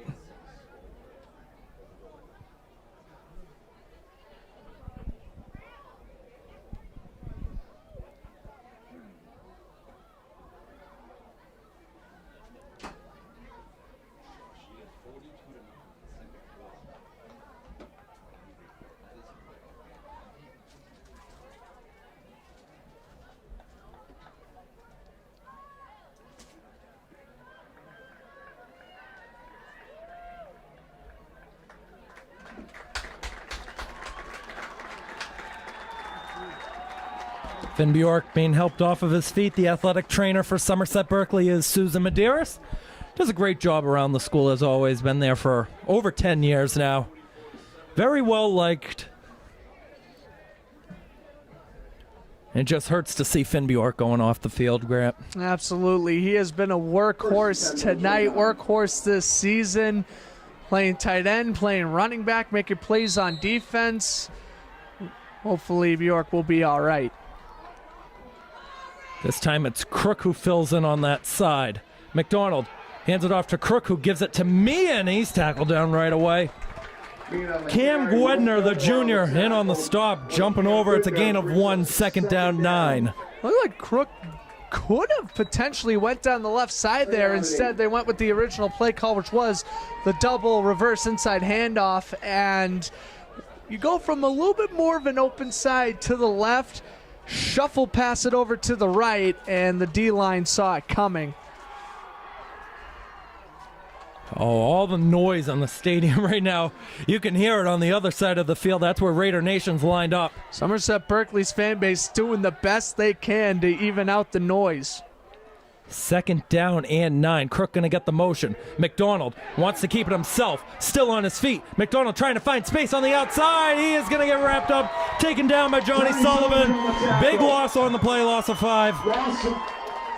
5 or 6 on the play brings up 31. First sack of the game for these Tewksbury Redmen. And I'm not going to lie, if you're Sullivan, you try to throw away the football there. 15. Continue to roll out to the right. no one was open. Unless you're going to make a heroic play on the run, the best case scenario is to just throw it out of bounds and survive another day. He's definitely struggled with that this year, and that's really the X factor with Brendan McDonald. He doesn't have all the experience in the world as a starting quarterback. They have worked really hard with him, though. Let's see what he does here on a 3rd and 15. He's dropping back, fires on the side. It's going to be complete to Finn Crook. He is taken down really hard by Sean Callahan.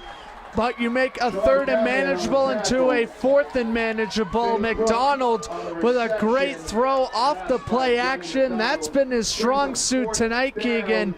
Backing up and letting the ball rip out of his hands. McDonald with a huge completion there, setting up about a 4th and 8. Timeout on the field.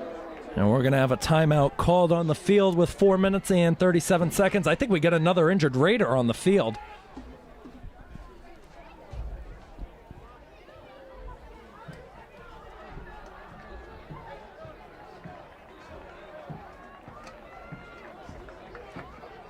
Being helped off to the side is Brody Cabral. The junior tight end also plays as a defensive end.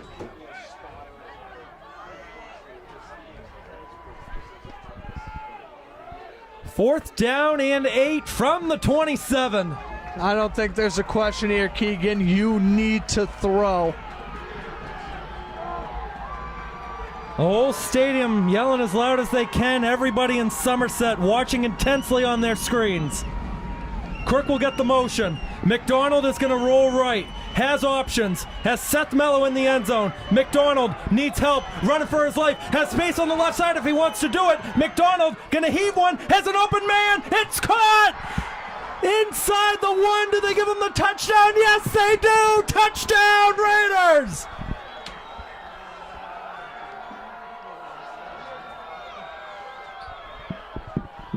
Oh my goodness! Brendan McDonald, are you kidding me? He was about 10 yards behind the line of scrimmage, steps up and throws a prayer. Oh my goodness, what a catch, and most importantly, what a play from Brendan McDonald. Hold on. No touchdown, they will get it at the 1. The signal was a touchdown, and now Freitas is yelling. Now they got to get everybody off of the field. They had the kicking unit on the field. They went from potentially scoring a touchdown to being down at the 3, but that does not take away the tremendous play from Brendan McDonald. All right, now they called it a touchdown. There we go. Touchdown, Raiders. Oh, my goodness. I don't know what kind of malarkey that was that they were trying to bring out onto the field. You're using my vocabulary with that one. I mean, it was tough to tell. It looked like Meehan was trying to reach over the line. I thought he was short originally. It looked like he could have been down inside the 2. Instead, they give him the score. Extra point is up. No good, oh boy. That's going to keep it a 2-point game. He missed it on the left side. Brendan McDonald, though, my goodness. You talk about Liam Meehan getting behind the defense there. He did a great job getting behind the defense. It's a broken play when McDonald's running past the line of scrimmage. He's running around like a headless chicken near the 40-yard line. He's going to find an open lane. Now, I thought originally he was going to run for this first down. Instead, when the linebacker steps up, he's going to throw and heave a prayer. What a catch from Liam Meehan to roll into the end zone essentially from the 1-yard line, capitalizing on the miracle 4th down play. It is now a 2-point game after the missed extra point. That might be the play of the year we just saw. I think you are 100% correct. I'm infinitely shocked that McDonald did not keep that one and run it on the left side, and somehow, some way, some Raider magic, it pays off. 27-yard touchdown for Liam Meehan gives Somerset Berkley the lead back on the road. Donald launched that ball 30 yards with his body corked. Incredible.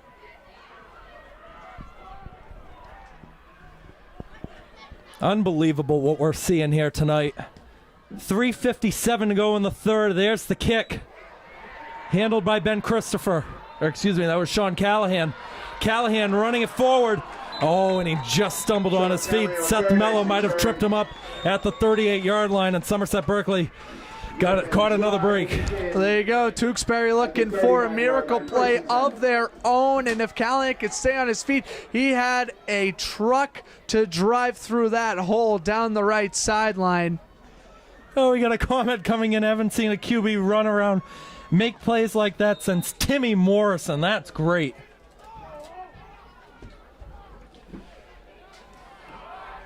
Unreal. Looked like the Hail Murray play all over again from a few years back. That's DeSisto receiving the handoff. Looks like Hamblett is in on the stop. Not before a gain of 4. DeSisto on the carry. I mean, if you're Somerset's defense, how badly do you want a stop, knowing you gain possession, you could potentially take a 2-possession lead in the final quarter? I think if you're Somerset Berkley, we talked about in the start of the second half what you want to improve on. Pass defense right now is what you want to focus on and prevent Tewksbury to getting 3rd and short situations.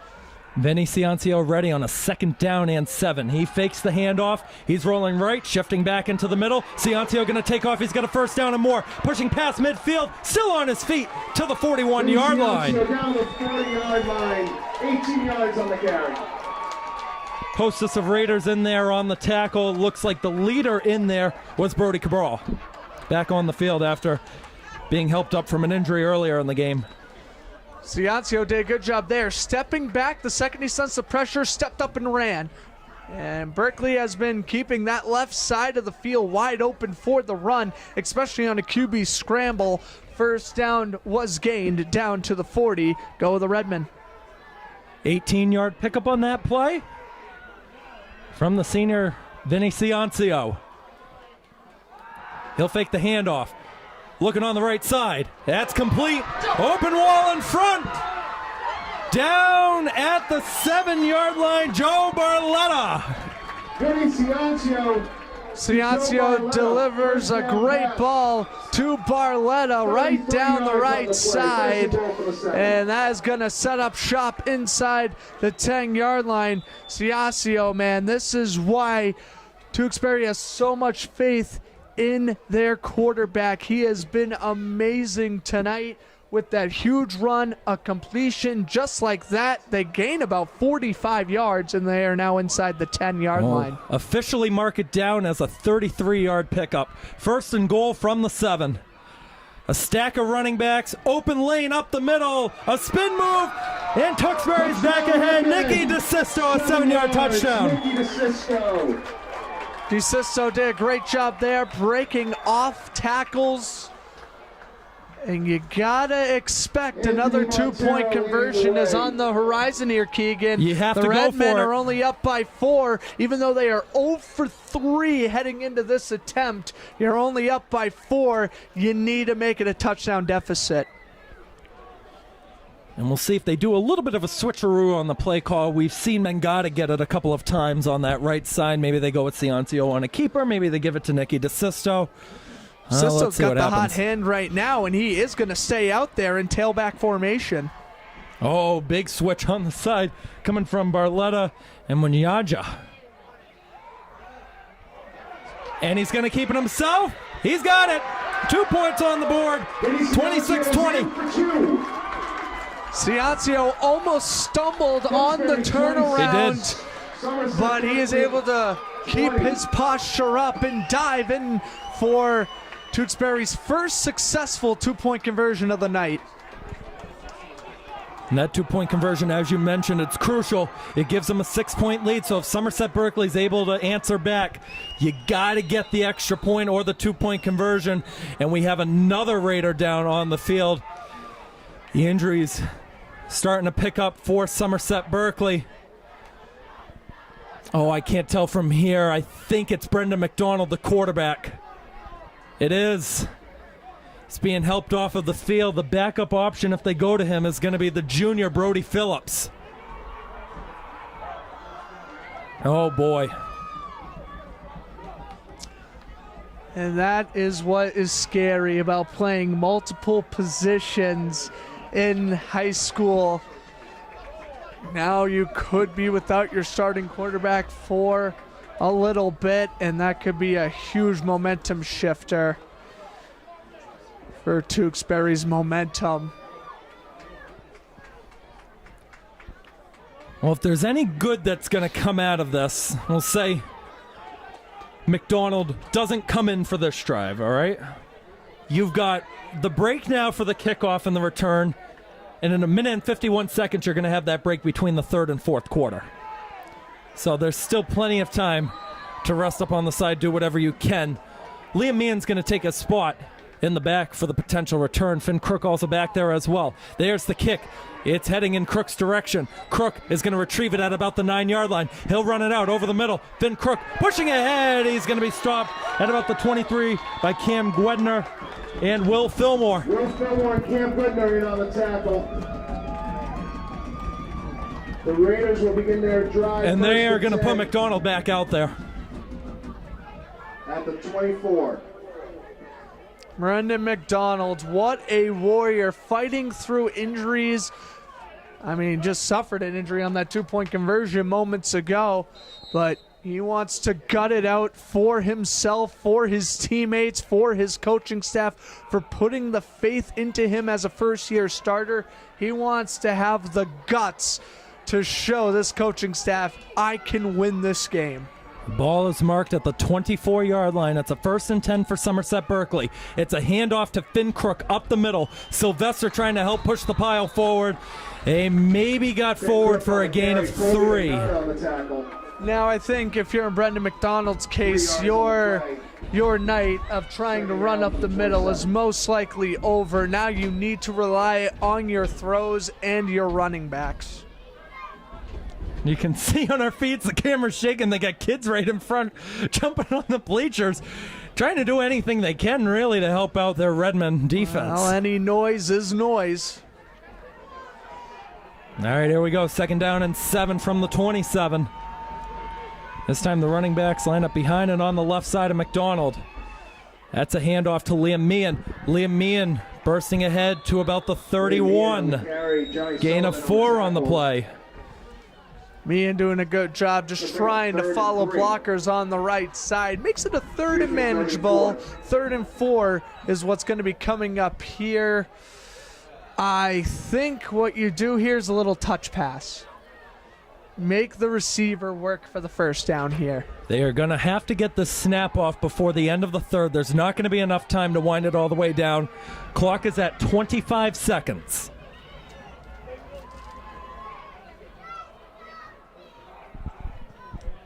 Meehan, Crook, the running backs. And here we go on a 3rd down and a short 4. It's a double handoff. Meehan has a 1st down. They're going to move the chains. It's a gain of 7. Oh, good play call. They gave it to Crook. Crook gave it to Meehan. Found an open lane right through the middle. And that's how we're going to end this 3rd quarter. 12 minutes to go in somebody's season. Who's going to want it more? We'll take a short break on our tape-delayed feeds. We'll be right back. Our live stream, we're going to keep it here.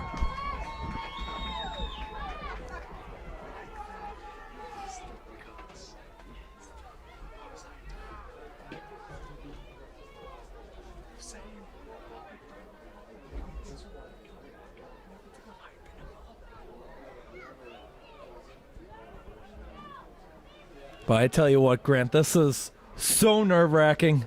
And it doesn't matter which side you're on. Both sides, you got to be absolutely nervous for how this 4th quarter is going to end up. I'm nervous. You couldn't care less about any of these schools. As a resident of East Bridgewater, Massachusetts, go Vikings. I'm getting stressed out watching this. Maybe that's because, you're my friend and you graduated from Somerset Berkley. I don't know, but overall, intense games just mean different. And both of these teams know it's at stake. Both of these teams know it is a playoff game.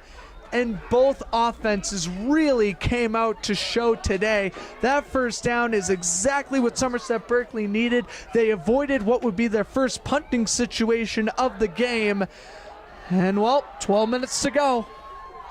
Oh boy, here we go. A first down and 10 from the Raider 37. 12 minutes to go in somebody's season. Liam Meehan pushing everybody forward, a gain of 3.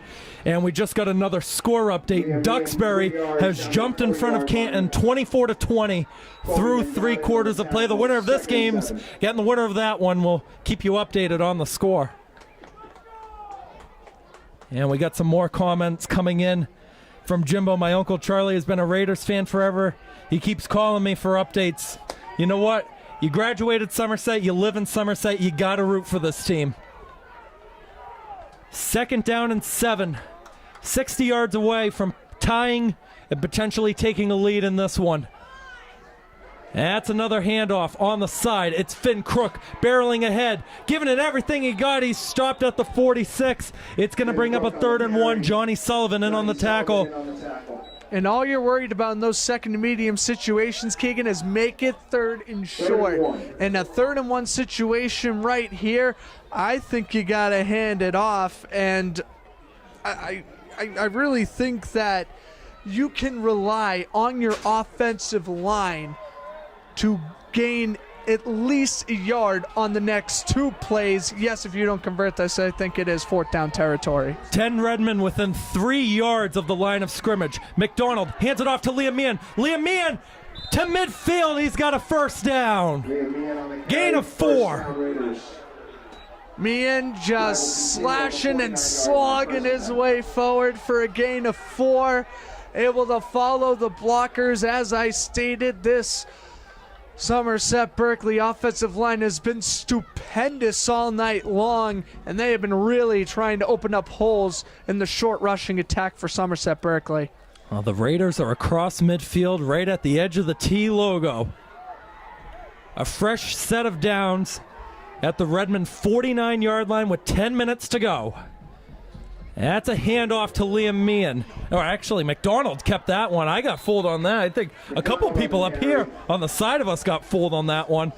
But it was McDonald on the keeper. It is a gain of 3 on the play to the 46. Yeah, McDonald keeping it there. And very interesting, after he took that hit, he's going to do a little QB keeper.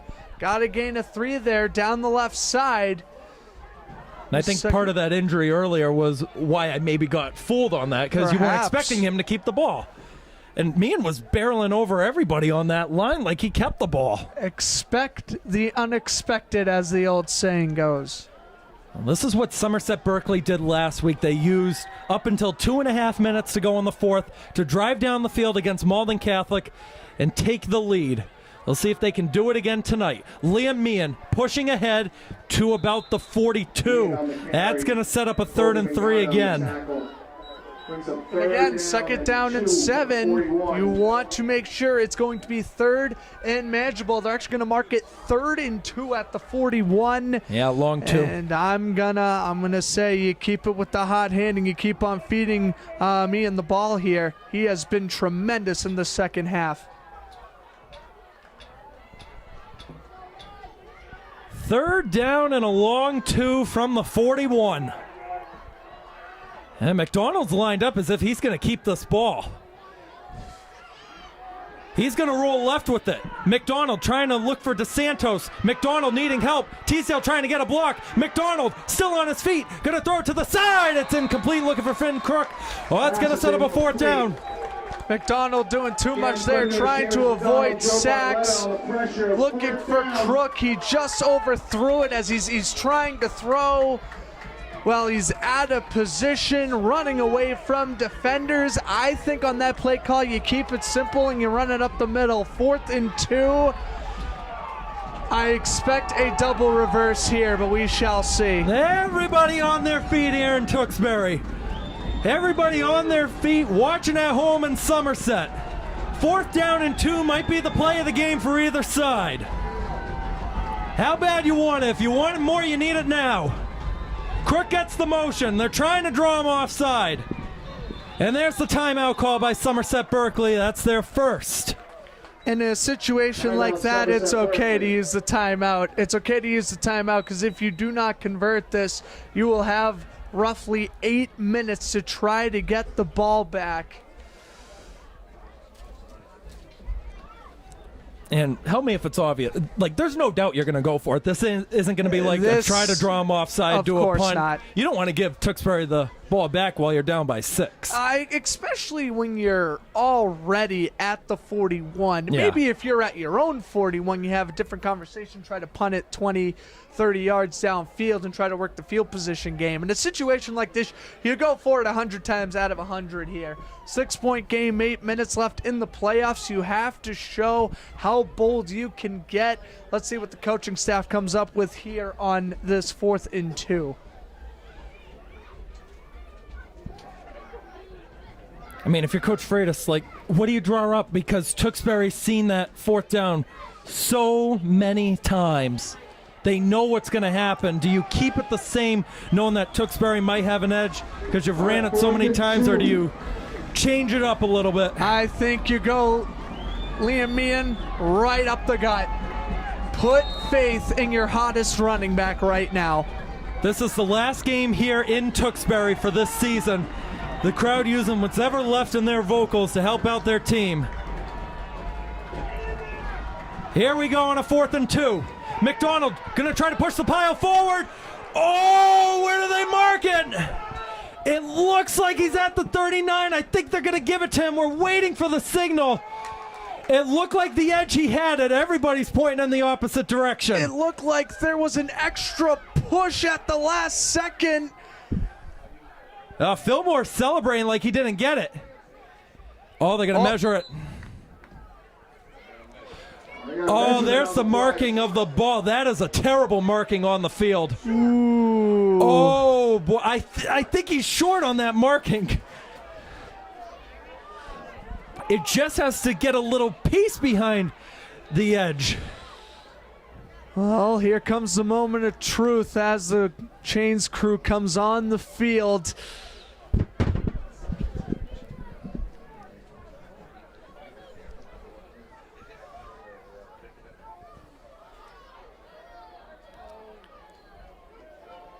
Oh, he's going to be short.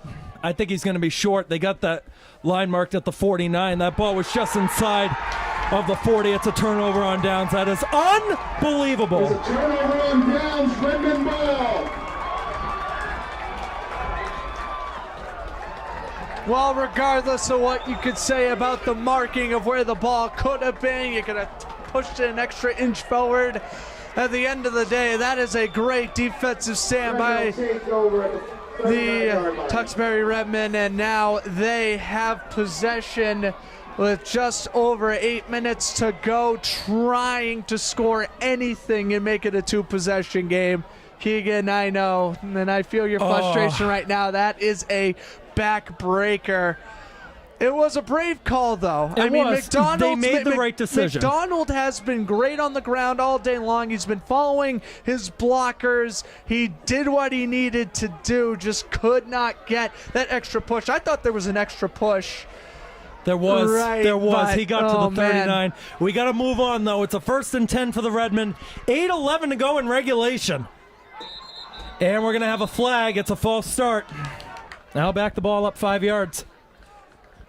And I guess if you are Somerset Berkley, you will definitely take anything right now. Oh, be nice, why don't you? Well, what happened to calling this game down the middle? Hey, you know what? Raider bias. That's all right, though.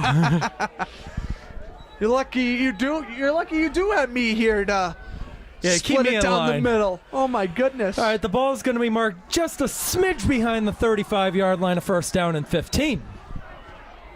Line to gain is the 50. Vinny Ciancio dropping back to pass, looking on the left side. That is going to be complete. McDonald missed the tackle. The second effort, he fumbled the ball. Johnny Sullivan able to get back to it. Looked like Shane Delaney made the stop. Honestly, it looked like Sullivan, when he did let go of the ball, it looked like the ground was going to force the fumble there. So I think 2nd down, 8 was going to be a guarantee regardless. And there you go. You commit a penalty, lose 5 yards, you get 7 back, making it a 2nd and manageable. Whenever you see a fumble, even if it's the ground that caused the fumble, you always hear that audible gasp from the crowd. Of course. Because you don't want anything to change. 2nd down and 8. Ciancio is going to pitch this one back to Nicky DeSisto. DeSisto didn't go down for Meehan, and he will by Delaney again. That's going to set up a third down. Hamblett in there on the stop as well. Doucette pressing B on his Xbox controller, getting the spin move to make it 3rd and a short 2. Somerset Berkley's defense has not gotten a 3rd down stop tonight. Here's a chance to buck the narratives.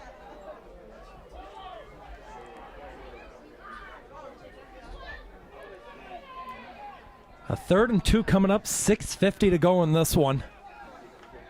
Up there for a Game of the Year candidate, and that goes across all the divisions. Ciancio ready, 3rd and 2, gonna hand it off. Doucette has a first down past midfield, and he's taken down at the Raider 48, gain of 4. Haven't gotten a 3rd down stop all night, and unfortunately that is what we will be echoing here for the last 6.5 minutes.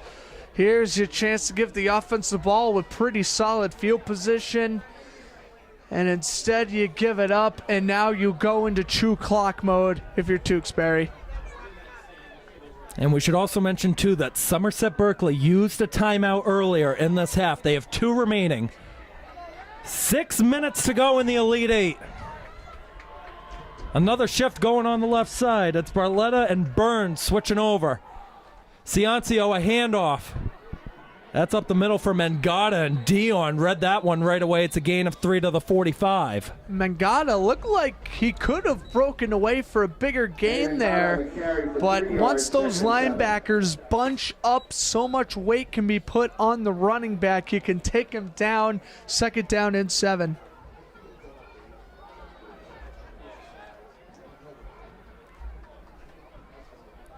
And like you mentioned, this is Tewksbury now just winding down this clock, and what do we got called? We're going to have a timeout called by the Redmen with 5 minutes and 22 seconds to go. All even Steven now with the 2 timeouts a team. But again, not really worried about the timeouts right now. Are the Redmen. They just want to continue to milk this clock. Now, it would be interesting if they do not pick up a lot of yards and they make it a 3rd and long. Are you willing to take the risk if you're Somerset Berkley to burn your 2nd timeout this early? I don't know if you would do it on the 2nd down play. If you stop them on the 3rd, I would definitely do it. Definitely on 3rd down. You definitely don't want to use up both either. It all depends, though, because say it sets up maybe a 4th down and maybe 5 or less. Then I wouldn't use it. Yes. I think it all depends on the scenario. I honestly think that Tewksbury is going to go for it. If it's 4th and 3 or shorter, they likely are going to go for it. So I think, obviously, coaching is going to decide the next couple of minutes of this game and how well these coaching staffs can manage their time. Out of the timeout. They called the timeout because everybody was breaking out of the huddle so fast. They were just trying to get up to the line. Out of the timeout at the 2nd down and 7 from the Raider 45-yard line. Ciancio lines up under center. Motion from Mangata. It pitched back to Ben Christopher. Christopher still going down the side.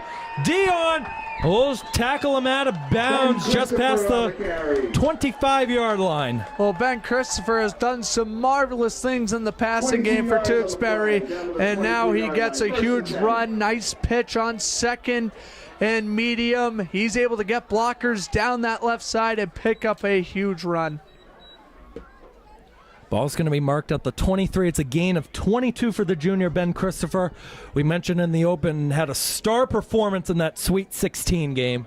Had the 2 touchdowns, the 2 interceptions, the 4th down pass deflection, all in the first 14 minutes of that one.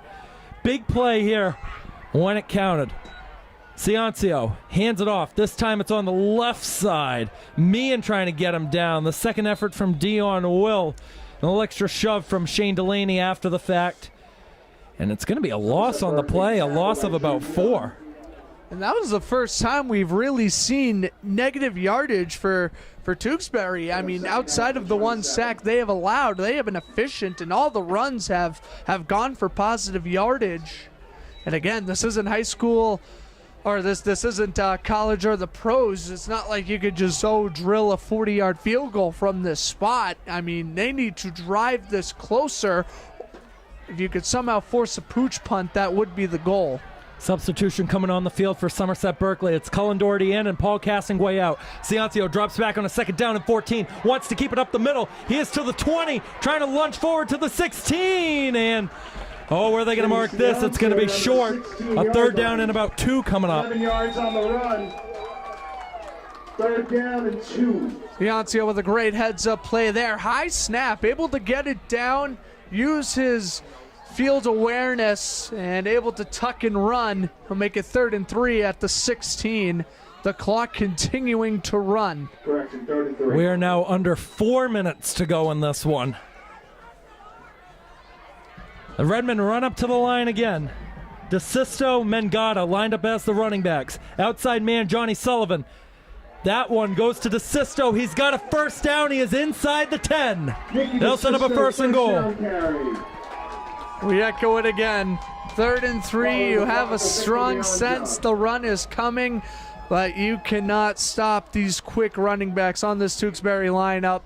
As another 1st down, you are in chip shot field goal range. At this point, if you're Somerset Berkley, the only thing that saves you is a turnover. 2 timeouts left for Somerset Berkley. There's always the consideration of maybe letting them score. You get the ball back with plenty of time. Yeah, and then that you go would work, onside. but you have 2 timeouts. Ciancio going to hand it off to DeSisto. DeSisto is in. Touchdown, Tewksbury. Touchdown, Redmen. Nicky DeSisto, 8 yards out.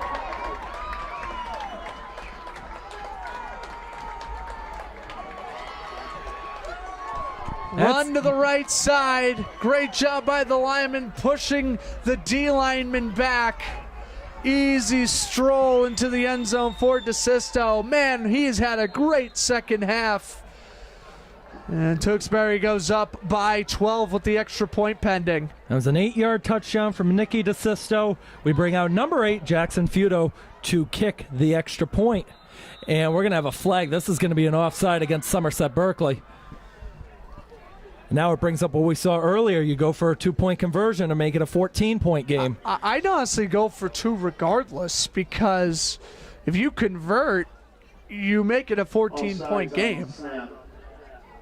You retry. Well, Ciancio's still staying on the sideline. Now talking with one of his coordinators. And it looks like they're going to keep the kicking team out there, though. I mean, play it safe and conservative is fine. Again, 2 possession if you convert that. 2 possession game with 2 extra points.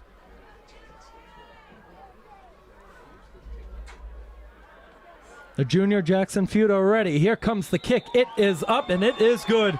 So that's going to run the score to 33-20 in favor of Tewksbury with 3 minutes and 4 seconds to go in regulation. The Raiders are going to get the ball back. Over 3 minutes and 2 timeouts to work with. You need to score as quickly as possible. I don't know if McDonald's is up for the challenge or not, but you need to just start throwing the ball relentlessly. In a 3rd and short situation, maybe in a red zone situation, you can afford a run, but especially that you do not have 3 timeouts, you need to score as quickly as possible. You're honestly getting to the point where even if you score a touchdown, you might have to go onside kick, but yeah, for now, Somerset Berkley will get the ball back down 13. They got some time left. They just got to take advantage of what they have. Mason Veets out there to kick it off, and I think what you're hoping here, if you're a Raiders fan, you want a big return. You want to have good starting position, maybe past the 40-yard line. I'll say it's reasonable. We're not going to say, all the way down inside the 10. Here comes the kick from the senior Veets. It's going to be a short one. That's going to take a funny bounce. Somebody's got to pick it up. Who's going to get to it? It's eventually handled at the 25, and possession will start at the 31. It only took 3 seconds off the clock, though. Only took 3 seconds off the clock, and you mentioned good return. That squib kick is recovered. They get the ball inside the 35. However, only a loss of about 5 or 6 on the field position is good, because of course that touched Somerset Berkley player, and if Tewksbury falls on top of that, they could just run out the clock. Now you got to get this touchdown, I would say, within about a minute and a half stretch. Get it before the 1:30 mark, because even if you don't get the onside kick, if Tewksbury recovers it, you still got a chance with those timeouts. Here we go on a 1st down and 10. McDonald is going to roll right. McDonald going to need help. Scrambling for his life. Now inside the 5. Going to loft it as far as he can. It's going to be incomplete. Sean Callahan came over potentially to make a play. Couldn't get a hand on it. It's 2nd down. You know, fatigue's going to start setting in. Sorry to jump the gun, but fatigue is going to start settling in for Brendan McDonald. He's been running around all over the place. Yeah, McDonald, very dangerous, running way behind the line of scrimmage like that. He's doing the old Fran Tarkenton, I'm going to turn my body around, giving free range for the tackler to sack me. You got to be more aware in a situation like that if you're McDonald. 180 people watching the live stream. Shout out to every one of you. We're going to be in for another good finish. 2-possession game, 2:49 to go. McDonald again looking right now, throws over the middle, and it's incomplete. Looking to find Keegan DeSantos, batting it down. Seamus McDonald, 3rd and long coming up. Seamus McDonald, the defensive line wreaking havoc, almost stepping in front of the throw. That would have been the first interception of the night. Instead of 3rd down and 10. I love Somerset Berkley approach of throwing the ball, but they need to draw up plays that will gain yards. And again, this is what we talked about earlier with Tewksbury. You don't have to get all 10 right away. You can maybe get about 4 or 5, set up a more manageable 4th down. 3rd and 10 with 2:45 to go. McDonald going to keep it himself. McDonald now juking backwards, pushing ahead. He's going to be out at the 36. So there it is. There's your gain of 6. It's going to set up a 4th and medium. 4th and 4 coming up. And now you wonder with the 6-yard pickup, maybe you should have McDonald run on 2nd down instead of 3rd, because this will ultimately decide this game. This play right here, 4th and 4 from the 36. We're going to have another substitution coming on the field. Seth Mello, listed as a tight end, usually a wideout on the right side, will check in for Brody Cabral. 4th down and 4. This could potentially be the game.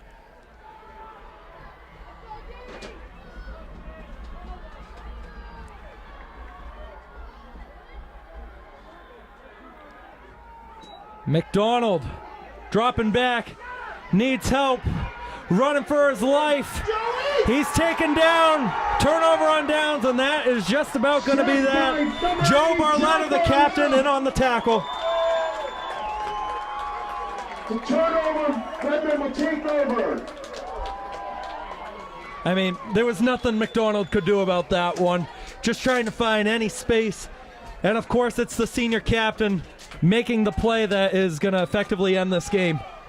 I mean, you got to give McDonald credit. He was utilizing his speed all night long, trying to make plays happen out of the pocket, but he knew he was going to get caught one time, and especially in a 4th and 4 scenario, and you're about 15, 20 yards behind the line. Good riddance. So the sack was made at the 10-yard line. It goes down as a 26-yard sack. I couldn't tell you the last time I've seen a sack that big.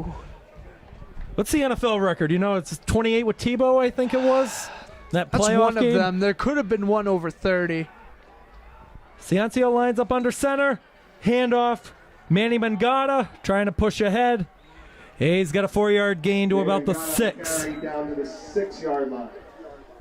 You know what's unfortunate about this drive is now as Tewksbury's going to begin to push away the final 2 minutes if they do score, now the score is going to look significantly more lopsided. It's going to be a 20-point win for the Redmen, when in reality This was a one-possession it was game a pretty much the whole way game through. the whole way through until about, 8 minutes left in the 4th quarter was when Tewksbury started to pull away a little bit. No, actually, it was 3 minutes. 3 minutes, the that's Raiders right, got the ball with the 3 minutes. This was a touchdown. one-possession game up until 3 minutes of the fourth quarter. If you're Coach Freitas, hey, you made it this far as a 13 seed, you're going to have nothing to be disappointed about. It's definitely a successful season.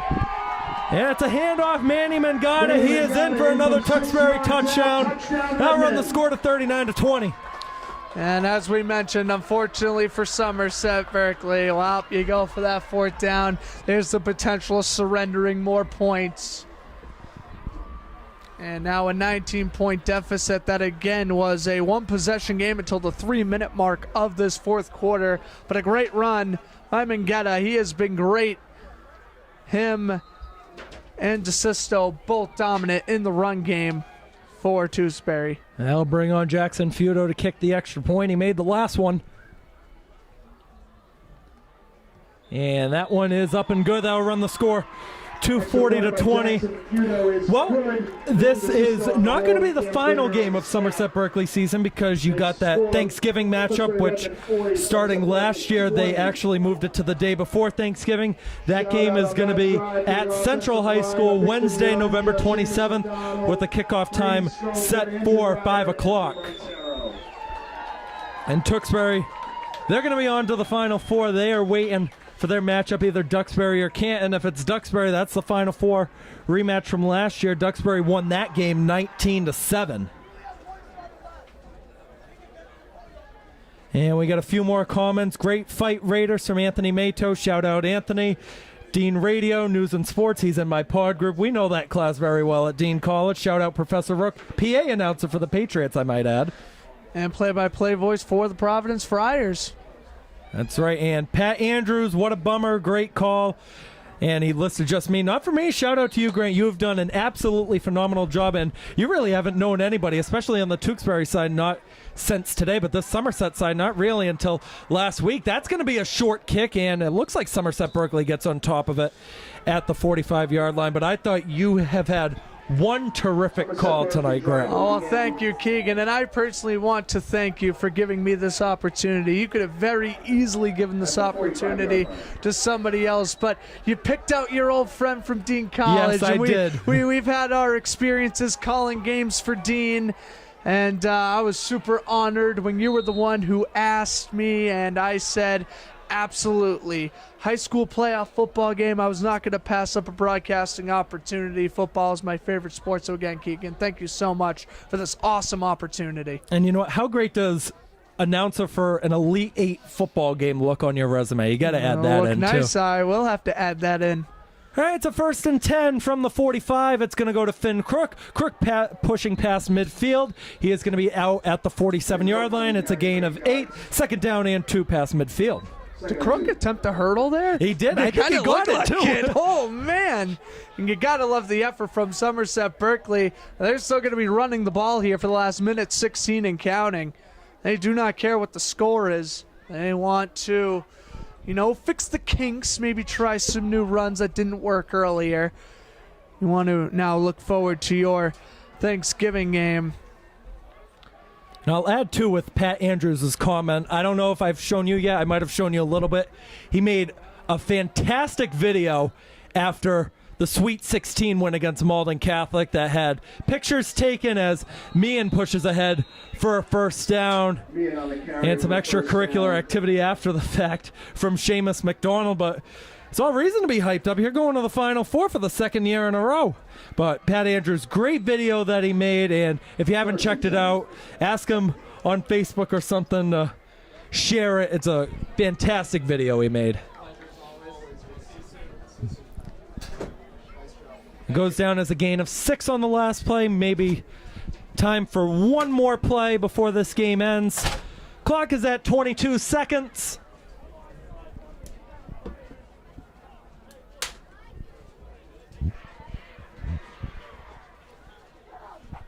Liam Meehan pushing ahead, gets positive yardage. It is a gain of 3. Castingway not too happy off to the side. I don't know if you saw that. That might be okay. We didn't. Clock runs out. A sea of red heading to the Final Four. The Tewksbury Redmen, for the second year in a row, are Final Four bound. They will await their matchup with either Tewksbury or Canton at a neutral site. This unbelievable tournament run for Somerset Berkley, unfortunately, has come to an end. Grant, final thoughts before we wrap it up. Well, overall, Tewksbury was ultimately the better team. They dominated in the run game. They dominated in the line of scrimmage, both offensively and defensively. And again, for Somerset Berkley, they played well, but the killer, they could not get a stop on third down, and that ultimately costed them late. Well, I do want to thank everybody that helped make coverage of this live stream possible. Grant Flood on color commentary did great, as we mentioned. Brian Moniz, the man running our camera, good job for him as always. Make sure to check out some other stuff with Somerset Access TV, either on that site or Blue Raider Studios. George Austin, Tara Peckham, Joe Francis helping put out this live stream so we could get a good viewership. And I had a great time. If everybody else at home is having a great time, then that's all that matters at the end of the day, right, Grant? Just being able to watch your team, whether it's the away team or the home team, in such a big game. Oh, of course. And again, no shame in Somerset Berkley and their efforts tonight. They did the best they could. They were getting banged up near the end, and they still wanted to win this game for their school. It was a very successful season, and you come away with a tournament victory. Well, that is going to do it for us. We thank you, everyone, for watching on our live stream. For Grant Flood, I'm Keegan Hamblett, signing off, wishing you the best. Be good. We're going to see you tomorrow for the Field Hockey State Championship, and we'll see you next Wednesday for the Thanksgiving Day